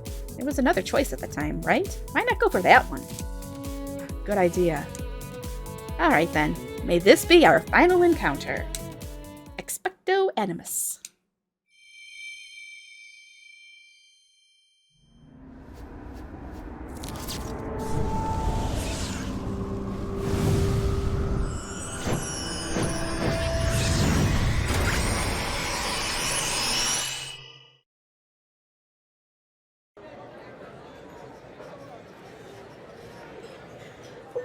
Alright, turn him down. I'm sorry, but I'm not yet at legal drinking age. Don't be such a buzzkill. Come on. I can't drink. That's just the way it is. What? I'm being nice to you, and you're just gonna ignore me? Hey, you too. Put a lid on it. Anyone who even thinks of getting into a brawl is barred from entering. Get over here. What?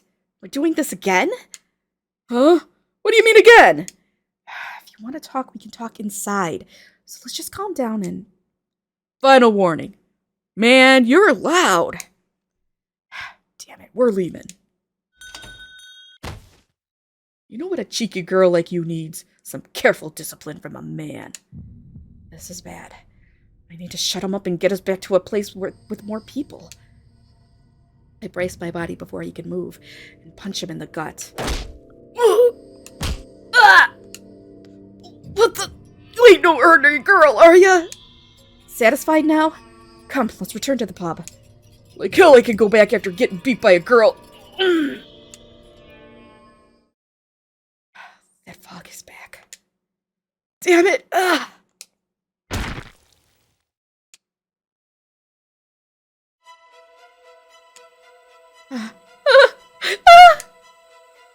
Despite this being our second encounter, I'm overcome by unspeakable fear. Because this is our second encounter, my mind is much sharper, heightening that fear. I know now that this thing isn't something a human could ever hope to stand against.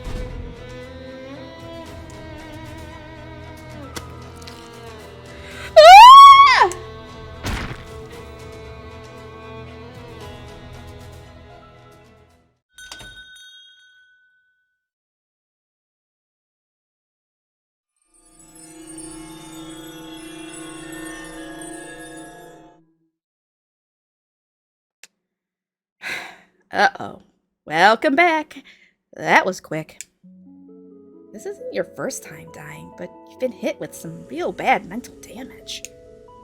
Honestly, I managed to deal with previous deaths because I was numb from hatred or a desire for revenge. This time's pretty rough, pretty tough.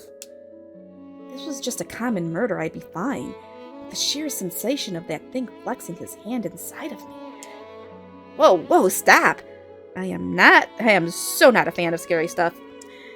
Just don't go back to that pub. Fake an illness or something to get out of that order. If I do that, then Hugo, Landon, or Mitchell would have to do this errand in my stead. And if that happened, I'd just end up dying to save them anyway. Aw, man. Now what? Both of your options are duds. Oh, hey. That vice commander guy is there, right? Why don't you just yell out for him? If I did that, there's a chance he'd take that drunkard outside. Good point. That pub's owner sure hates noise. But then what? Aren't we kind of out of options? I'll apologize. To the drunkard? That goes against your whole style. Style doesn't matter if it means I get to live. Yeah, this is probably the safest choice. Be careful. Like I said back when this all began, if you mentally break down, you won't even have a choice to go back to the Ecumeni. Your death by this thing has hit you the hardest so far. Gotta make sure you don't run into that thing again. I'd love that more than anyone, but you saw what it looked like, right? I didn't have any definite proof before, but now I do. That thing isn't human. Don't you think that's the witch we're looking for? What? You think? Sorry, I was so scared I closed my eyes. I'm sorry. Oh, well, I can't really blame you. I was just as terrified. You're so kind. You have every reason to berate me right now. Pretty pathetic witch you are if you got scared. Keep those eyes wide open next time, eh? Scary! Your speech has gotten so much rougher since you joined the Knights. As I'm often told. Actually, I heard the door to the pub open after both deaths. I wonder if that beast attacked the pub after killing us. If it did, then there's no escape. No, there's no point in discussing this now. Take me back to the same time. I'll stomp on my pride and apologize. Yes, that's the spirit. Apologize even though it's not your fault. That's what it means to be an adult. Yeah, it is, actually. Alright then, may this be our final encounter. Expecto animus.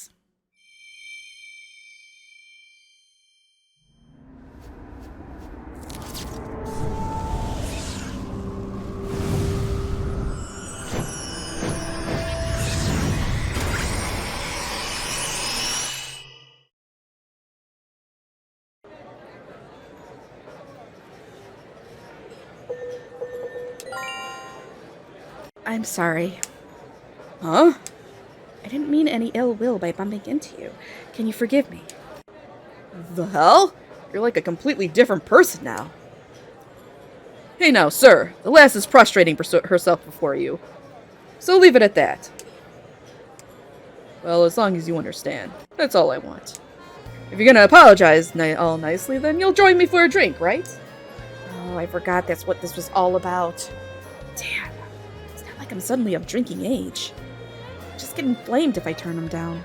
So should I call for the vice commander? But if that just leads to us going outside again, I'd have to start over. Just like I feared. Don't be shy, come with me. The drunkard pulls on my arm with surprising force, but then the door is thrown open and hits the drunkard on the back of the head. Ow! The hell are you doing? What? I was able to calm him down, but now he's back into a rage. And with more people involved now, this situation can only get worse. But the moment I see the man step through the door, I realize all my worries were for naught. He's tall enough that I have to look up to see his face, with a solid build. He looks less like a knight and more like a free-to-hire mercenary without a home. He's clearly no ordinary man. I hit my head because you suddenly opened the door. I think I need an apology. Eek! This happened because you loitered around the front door. If you cause any more trouble for me... I get it already. I'll just enjoy a drink alone. Guess I managed to get away from that drunkard. Whew. It's all thanks to him. He never showed up during the first and second times. Maybe because we spent so much longer in the pub this time around. Yes, what is it?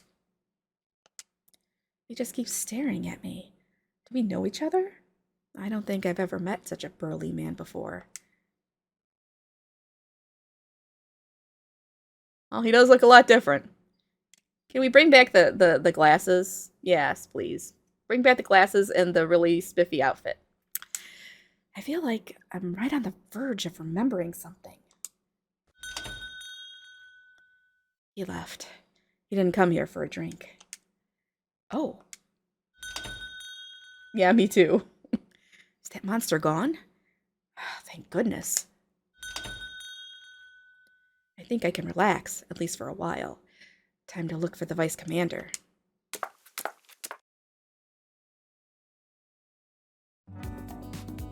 Apologies for the wait, sir. Oh, Rislin, sorry to make you come all the way out here. The man is sitting next to the vice commander. Since they're at the same table, I can only assume they're friends. His pale skin, sharp nose, and almond eyes make him appear distantly cold. That's when he's not drinking.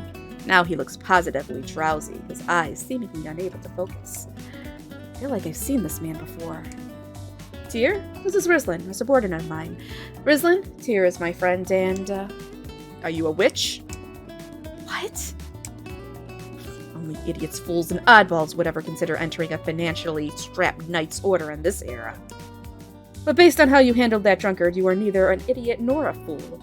Now, in the vein of oddballs, most witches have something knocked loose in the head.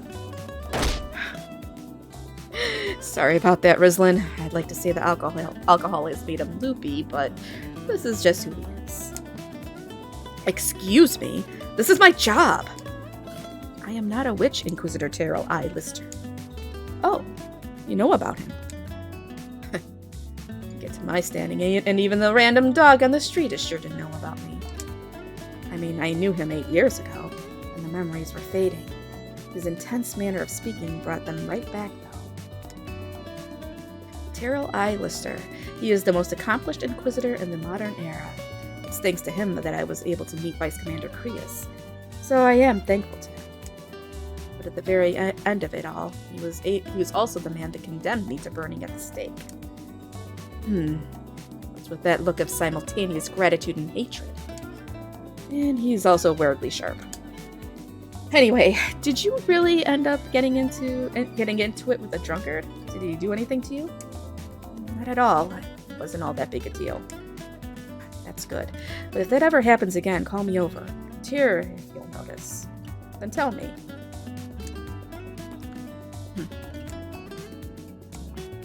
Was it Inquisitor Lister that opened the door just as I died? I don't exactly have a way of confirming that, though. I'm sure he's not a bad person. He did help me save Maya, and my execution at his hands was simply the result of his line of work. And now you're staring at me. Wanna burn? Yeah, we're never gonna get along. Yeah, no kidding, right? This is the first I've heard about you having an Inquisitor for a friend, Vice Commander.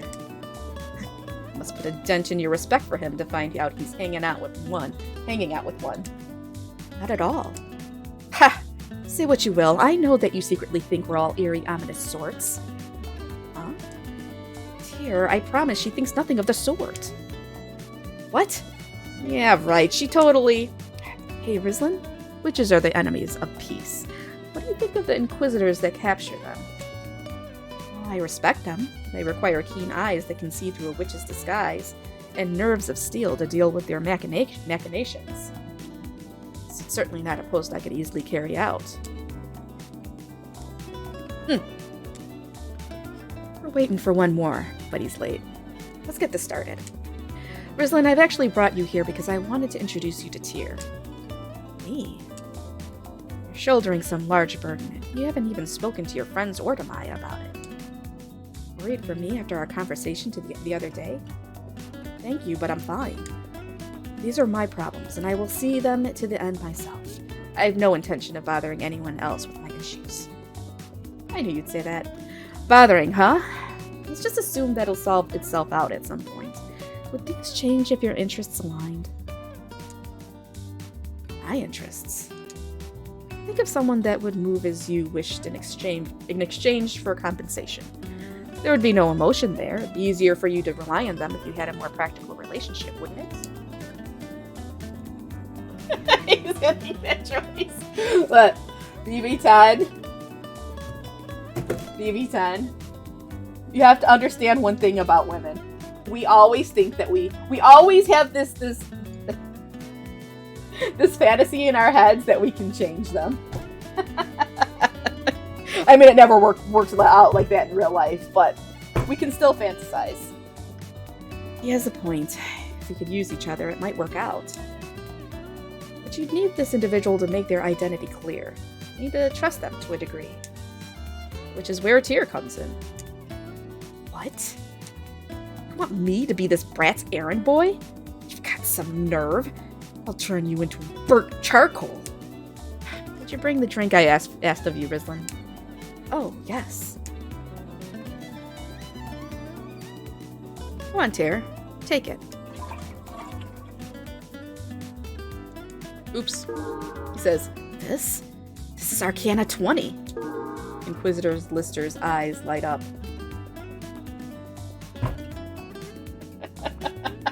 Well, maybe. Well, yeah. Well, that's true. You don't want to change him. I get that. But you want to be the one person, the one light spot in his entirely blackened heart. So you want their character to be that one light spot. Yeah. Is that a good drink? Nope. It's an old dirt cheap drink. It's the furthest thing from delicious, and it's already been discontinued. Tyr's fond of this brand for some reason. It shows up in the market every once in a while, and I always make sure to buy it for him when it does. Your kindness shows even here, Vice Commander. You fool. Do you really think he'd act on goodwill alone? If he's bringing me a drink, then he's usually bringing an annoyance along with it. And this time is certainly no different. Tyr, if she comes to you with a favor, will you take her up on it? I knew you'd ask that. I'm not asking you to do it for free. I just want you to do it under the same conditions I'm under. Which is why you're paying me in mead. Exactly. I'm looking for drinks in the Arcana series, preferably those still in good condition. Right. So, what kind of favors can I even ask of you? I'm fully aware you're a competent individual, but nothing's really coming to me. Could I, for example, ask him to help me escape if I'm under the threat of being executed? If I had a way out, that'd make what's to come that much easier. Just so you know, I'm not about to give you a way out if you're on the chopping block. Is he a mind reader? He's strong against the church. Oh, and he's good at finding things. He'll find anything you're looking for, no matter how impossible it seems, without fail. Anything. That's impressive. But if that was true, couldn't you just find this meat on your own? Well, yes. I've already asked pubs to contact me should they add a bottle to their stock. What? But if you do that, I won't be able to find anything you haven't found already. If that ever happens, just come to me. I've got a few bottles on standby. A few, eh? By my estimations, you have the lion's share of extant bottles. All to use in your deals with me. It's impossible. The Vice Commander would never use an item his friend wants for the sake of a deal. Okay, in some ways, Rizlin, you have never changed. You have not changed. Your brainwashing is almost too perfect. Not even Tyr can take the meat I've gotten my hands on. So if you ever need one, just let me know. Thank you, I will. Oh, I guess I'll be relying on the Vice Commander, too. Why do I feel like I've been caught in a trap? Because you have, Rislin, you have. Called Zen and I out here for this? Yep, and speaking of Zen, he's still not here. He told me that he was otherwise free tonight. Zen showed up and then promptly left. Wait, when? When Miss Red was dealing with the drunkard. He stared him into the submission before leaving. Are you talking about that taller man that came into the pub? Indeed. So he's the Vice Commander's friend, too. Yes, he did indeed leave almost as soon as he entered. Yes, something came up. I'll just have to introduce you to some other time. He'll be a useful asset, too. Hey, Miss Red, get accustomed to using people while you're young, and you'll grow up to be like this guy. Becoming like the Vice Commander is my greatest ambition. How did you get her so brainwashed? I never thought I'd get acquainted with Inquisitor Lister again. He seems unchanged this time around. I first saw him when Prince Lucian took me to the city. He cuts a grand figure as an Inquisitor, but he's ruthless once he opens his mouth to speak. The second time I saw him was in the castle. I saw his unique manner of acting and speaking right in front of me, and...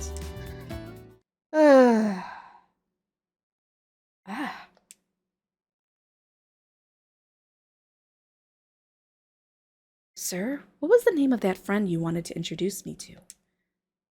Zen Sorefield. Zen Sorefield. He was the only officer in the administration that served as my ally. He wasn't in uniform and gave off a very different impression just now, so I didn't realize it was him. Could that be his casual dress? If Zen actually showed up, the least he could have done was said hi. I guess he must have been pretty busy. A detective whose profession is in a perpetual slump could never be busy. What? He's a detective? Yeah, he's following in his dad's footsteps and is in charge of an agency located on one of the back streets. He often joins Tyr and I for drinks. Zen is following in his father's footsteps. I'm sorry, I'm dying here. But how could that be? He's the second son of a Viscount, right? Something got warped, but where? We haven't seen him in a while. I'll invite you again when we next see him. I remember him saying he's out of the city for a month starting tomorrow. He is? Then it'll be a while. Sir, you mentioned Master Zen's agency was on a back street. Is that near here? Yeah, go up the stairs a bit and it'll be on the second floor. There's a sign in front of the place. I see. Well, I have training tomorrow as well, so I believe I should be going. Vice Commander, Inquisitor Lister, thank you for taking the time to talk with me tonight. So she's your new favorite, huh? All my subordinates are my favorites. You always did take good care of your pawns. You carefully, preciously use them all. But you haven't put any of them in contact with me since Zen. She must be different than your other pawns. What are you planning this time, Sir Vice Commander? Uh-oh. Yes, he wants more death. He has been so freaking bloodthirsty with this game. He already got 2 deaths in the last 20 minutes. My turning back time has changed a number of things, like Maya, for example. Maya was in the service of the Linzel family until she was 26. That's because in my forcing her to come with me, I've all but borrowed her from the estate. My actions have changed so much. Prince Lucian's popularity is another of these changes. I have no idea how or why that could have changed. Zen's situation is similarly mysterious. Would turning back time change the Sorefield family from a viscountcy to a detective agency? Would an administrative official become a detective? That's impossible. Nothing could ever make that possible. I need to ask him about this directly. There he is. Is someone next to him? I momentarily thought it was that monster, but that's not right. I can see Zen so clearly, but the way they're standing puts the moonlight behind the person he's talking to and makes it hard to make him out. I'll just wait here until they're finished. When he moves, the air around us freezes. I can't see his face, yet I know we've made eye contact. Would you happen to be Rislin? Huh?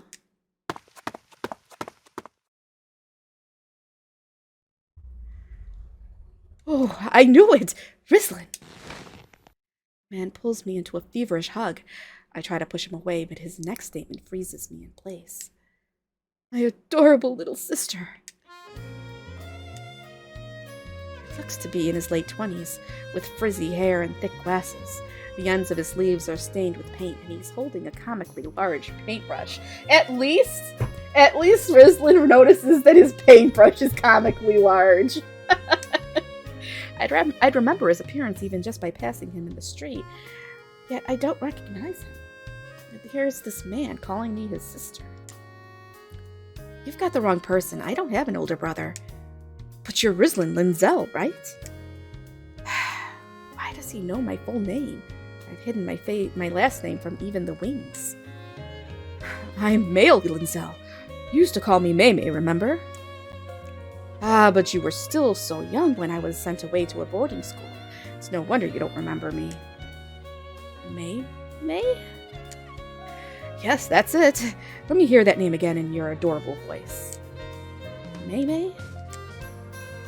Each time I say his name, memories float to the surface. That's right. I had an older brother. He was always so good to me. I was so worried when you weren't at the manor the last time I visited. You'll tell me what happened, won't you? Of course. I told my older brother everything that happened in the last 8 years. What? BB10, what are you doing in there? Don't make me come into chat and smack you. Or I'll paddle you. Would you like a paddling? No, I won't. You just say it's lewd. Well, maybe I should. No, I'm not even going to go there.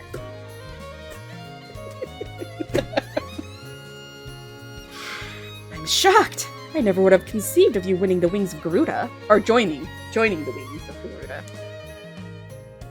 But why? You weren't so active as a child. Well, I'm on the precipice of telling the truth, that I'm doing it to run from the death I'm fated to meet. But before I do, I clamp my mouth shut. Because I want to be stronger. I also didn't quite get along with our stepmother. That was dangerous. I nearly told him about the resurrections. Is that because he's my brother? I feel like I could just tell him everything. I see. As it turns out, Master Lucian is looking for you. As in Prince Lucian? Indeed, you were childhood friends, yes? Yes. Master Lucian wishes to see you once more. Do you have the time tomorrow? Let's visit him together. I've been given an unforeseen chance to enter the castle. I can see Prince Lucian. He has changed so much in this life, and I have a mountain of questions for him. Still, do you mind waiting a bit longer? When I next visit the castle, I want it to be on my own merits.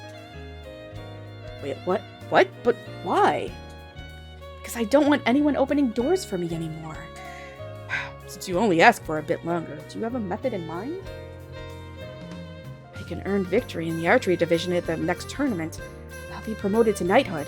Once I am, I'll have the freedom to go in and out of the castle. I see. I understand the strength of your resolve now.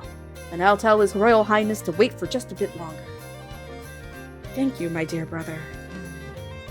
Oh, by the way, Rislin, why were you walking around here in the first place? Huh? Why was I? I can't really remember. You can't? How silly. A lot of drunkards hang around here. It's too dangerous for a single girl to walk around alone. Training for knighthood, I won't lose to a garden variety man. That only makes me more worried. Come, I'll see you home. What is happening? I better save. feel like... Ooh, what's going on here? I feel like a game crash is in the works. Okay, let's save.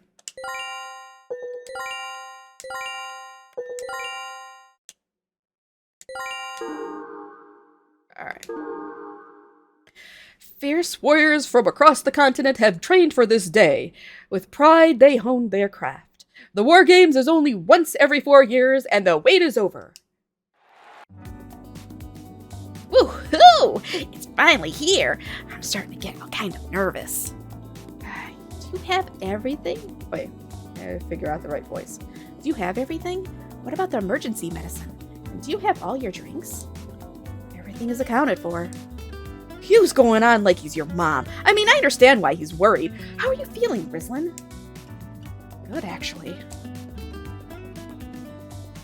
Now to explain the rules for the archery division. Our competitors will be facing off in 2 events.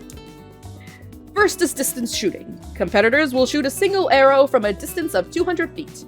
Only those who hit the mark can shoot their next arrow. This will repeat until only 1 competitor remains. Points will be awarded based on placement, with first place receiving 100 points, second receiving 80, and so on. Now, begin! He is the group mom. So you were over here. Conrad. This room provides a fuller view of the archery division. I received Father's permission to remove myself and come here instead. Is that right? Well, wouldn't you know? With nothing in the way, this is indeed a better view than the spectator's seats can provide. This proposal to have us predict the winner is an interesting plan of Father's. There are rumors that he had a liking for gambling in his youth may be true after all. So, which contestant do you think will win? We're not meant to reveal our answers until the results are announced. Now that we've come this far, why not discuss it? It's not like we can tamper with the results. Well, I won't force you to. Let's put that aside and have a little wager. Just the 2 of us. It'll make the games more exciting. We could, I don't know, have the loser fulfill a single wish of the winners. You already know my prediction then. Not at all. The only ones who could possibly know are you or the administrative official placed in charge of this assignment. Oh, he's probably got that guy in his pocket. If you only want to bet on a division you're confident in, I don't mind. Then let's use the archery division. Oh, you mean that? Yes. Then it's settled. I'm even more excited to see the results now.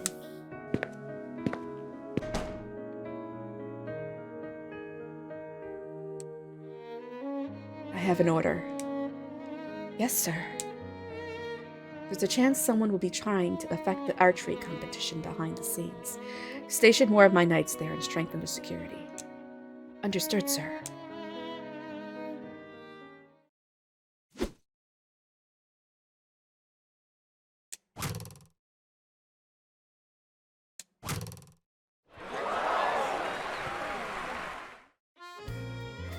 This is my first time watching an archery competition, but this is incredible.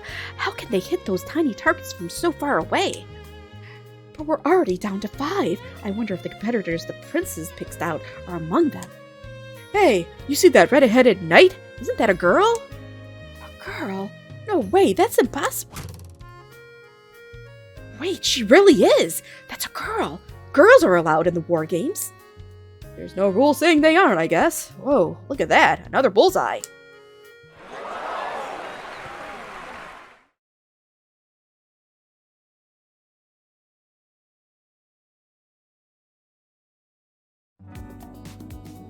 Frislin! Congrats on first place! I knew you could do it! Hitting 20 targets in a row in front of so many people is amazing! Brandon, stop hitting me on the back like that, it hurts. That was incredible. The whole audience was focused on you. I don't really want to stand out. It's impossible at this point! The games attract attention from all over the world, not to mention Mitch has been taking pictures like crazy to make prints. Next is a second archery event. A fierce hunting competition. The forbidden ground of the King's Forest has been specially opened for this event. The forest is home to animals like squirrels, rabbits, and foxes. Shooting larger game like deer and boars will earn extra points. All food earned via the competition will be gifted to the orphanage, so none shall go to waste. Each participant has been assigned their own plot of the forest in which to hunt. Taking even a single step into someone else's territory constitutes an automatic failure, so do be careful. Begin the hunt!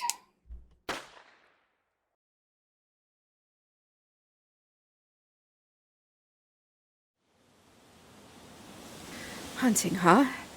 This is a test this is a test of more than skill. You need the luck to even encounter the animals at all. Let's start with the rabbit. Leave it to the King's Forest to be full of game thanks to it being usually cordoned off. With this much to choose from, numbers won't mean much.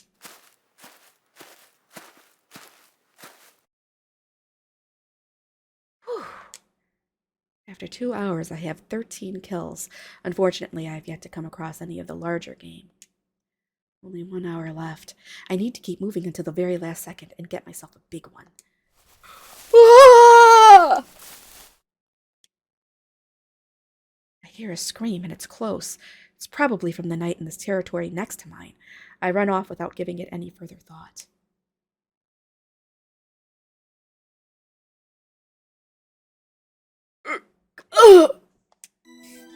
A man lies on the ground near the border of our territories. Blood flows ceaselessly from one of his legs. Hey, are you okay? Yeah. What happened?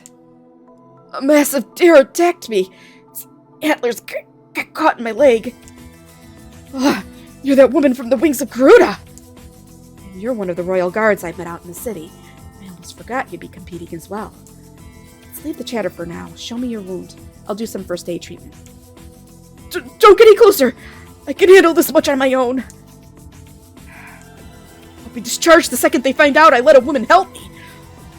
Thanks, but no thanks. Get out of here! You're amazing. Huh? You remain conscious even after sustaining such a devastating injury, and you haven't forgotten your pride as a knight. You're really something else. I genuinely respect that. What? But you are still a knight in the Royal Guard. You are the limbs of the king. Leaving you here alone is tantamount to treason. Please, will you allow me to see your wound? If you remain against the idea, then I have no choice but to rob you of your consciousness. Okay, I get it already, please! Once the bleeding stops, let's get on horseback and head back to the encampment. It'll be faster than calling someone out here. But what about you? You won't be able to win like this. You stepped into someone else's territory. This is the kind of tournament that would fail a person for helping someone. Winning is meaningless. Certainly what I'd like to say, but I have circumstances of my own. I want to win. It would mean a lot if you were to keep quiet about this. I was ordered to make sure you didn't win. By who? Superior? I suppose that makes sense, given the bad blood between the Wings and the Royal Guard.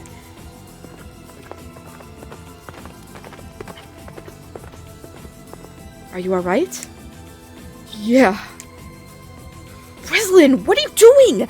The hunt's not over yet, right? One of the knights was injured. Call a doctor here. You got it. Ugh. You don't have to worry about me anymore. Just get back to the competition. I know, but I want to leave you in the care of someone in the Royal Guard first. Hey, where's the injured? That's an awful wound, all right. Do you think you can last the remaining 40 minutes? You should be able to answer that for yourself. Look at how much blood he's lost. This is no time to be talking about the competition. What's this? We're saved by some woman? How pathetic. Silence. The Royal Guard are actors of the king. They aren't someone you should be okay risking in a game like this. So what if he was injured? So what if a woman saved him? Neither his status, his wit, nor his training is so easily rendered void by this. Rislin, I brought a doctor! Thanks, Landon. I leave the rest of this to you. And to the knights. You do well to feel prouder of yourselves. Be confident. Don't let yourselves be trapped by triviality. Hup! All the royal guardsmen swoon. Well, the handsome one. At least. Only 20 minutes left. I have to hunt down as much as I can.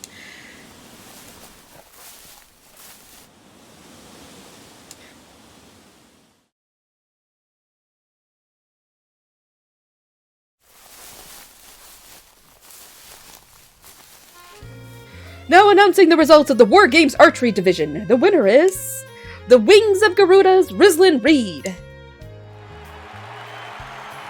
Thank you. You did it, Rislin. Congratulations. Congrats! I can't believe you actually won! That was something else. It's incredible you managed to shoot down that massive thing at the very end. And it wasn't even a deer or boar, but a wolf. We were all surprised. This win, the Wings will get all the attention. It will be popular. What's with the long face? Vice Commander, what you've done is unprecedented. You should be happier about that. It just doesn't feel real yet. Well, I suppose not. We can talk about what comes next later. For now, congrats. You did well. Thank you.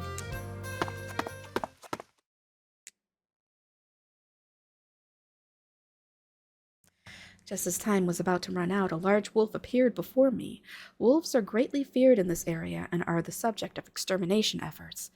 I reflexively lifted my bow and shot an arrow. It all happened in a single instant. I didn't have time to observe my surroundings or steady my aim. Just one single thought flitted into my mind. That wolf showed itself so that I would shoot it. But that's foolish and impossible. That could never happen.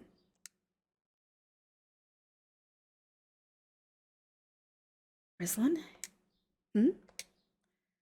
Apparently, Prince Lucian bet on you winning. Huh? Prince Lucian predicted you would win, and now he's also the sole winner. Very suspicious. You know, I've always wanted to have girls swoon over the Wings, but not like this. Oh, his Lady Rislin, look at her dignified grace. She's the first woman to win the games, right? Not only is she beautiful, but she's also strong. Just looking at her takes my breath away. Oh, Lady Rislin looked at us. Eek! That's Fram right there. In the end, you're the only one that's got popular. The Wings are entirely unaffected. Lightning to me won't do anything. As I listen to Landon's grumbling, the royal guardsman I found injured in the woods approaches me. Thank you for helping me out. If it weren't for you, I'd be in a much worse situation. If it's all right with you, would you like to go out for dinner sometime? She's even popular with the royal guard? Becoming the first ever woman to win the War Games has turned into a much bigger deal than I expected it to. Anyway, I want to find a place to eat. Rislin, could you wait here? You should be able to avoid attention here. I know. Landon's died from all the attention. He's he's begging for just one stray glance. Of course. Good luck finding a place. It is an Inquisitor Lister. Good day, sir. So you're Cass's new moneymaker. Huh? No wonder he's so concerned about you. You'd want to be careful with the kind of person that could win the War Games. He said he'd promote you to light knighthood if you won. So is that looking to become true? Well, I'm sure it will. The Vice Commander always keeps his words. Oh, isn't that nice? You are the only one left of your class, right? You must be free of that inferiority complex now that you've gone and won. You say some strange things. I've never had a complex about it. I am simply inferior, after all, more than anyone. You. Rislin. Nope. This place is full too. I know, it is frying. I don't think he can understand. Who is that? A friend of yours? Please don't be on. No. Oh, damn it. I hate when it does that. Alright, I'm going back there. I don't think, Terrell can understand what it's like to not be freaking, big-headed. Okay. Who is that? A friend of yours? Something like that. Inquisitor Lister is gone. I wonder what he wanted to say. Came all the way out to the city center to celebrate, but that's not gonna... Oh, we did. But that's not gonna work. May as well go back to the Order. That's a good idea, too. Maybe I can get Maya to make us something. Maya's home cooking?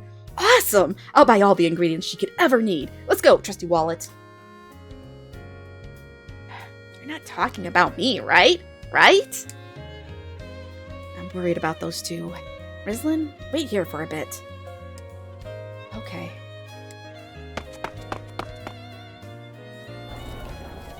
Whew. Today was one hectic day. Every person we passed called out to me. With things like this, it's only a matter of time before my family finds out. Oh yeah, that's right.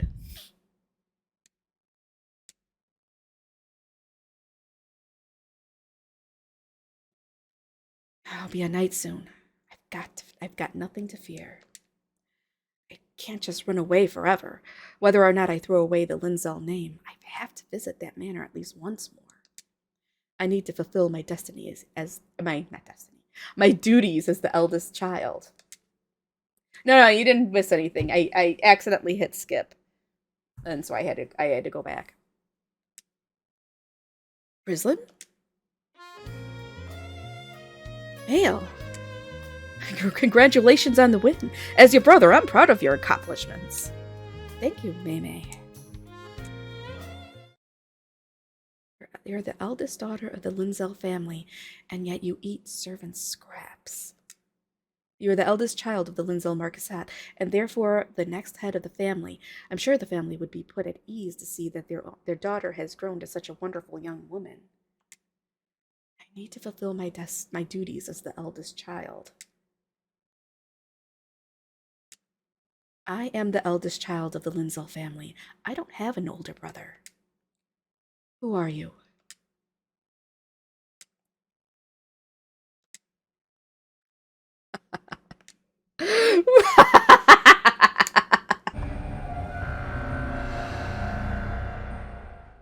Uh-oh.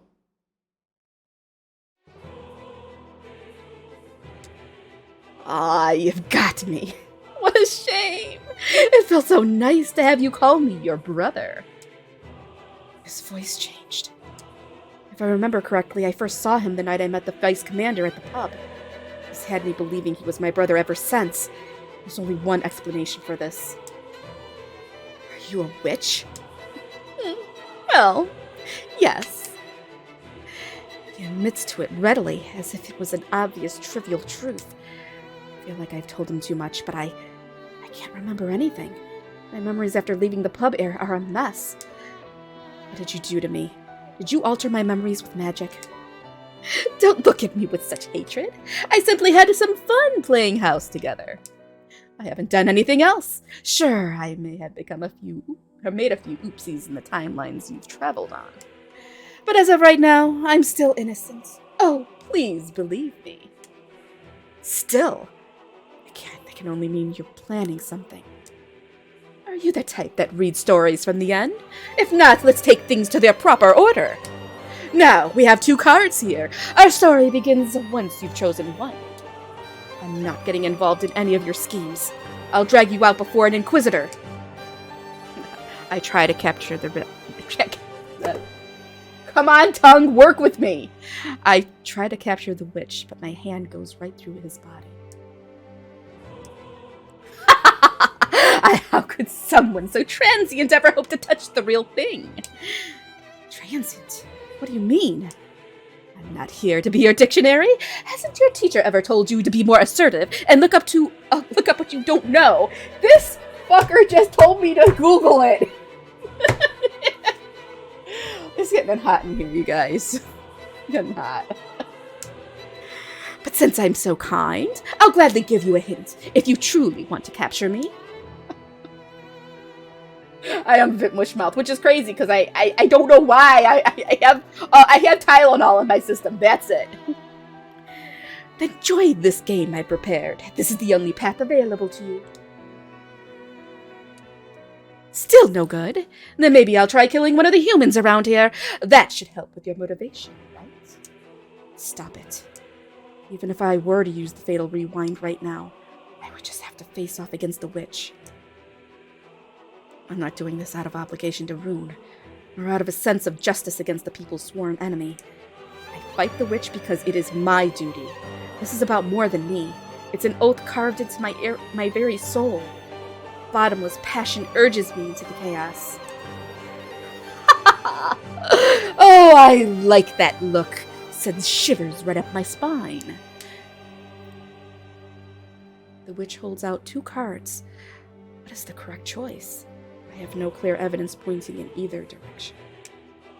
Things will be fine as long as I end with the right choice. I have the power to start over after all. But to do that, I need to take my first step.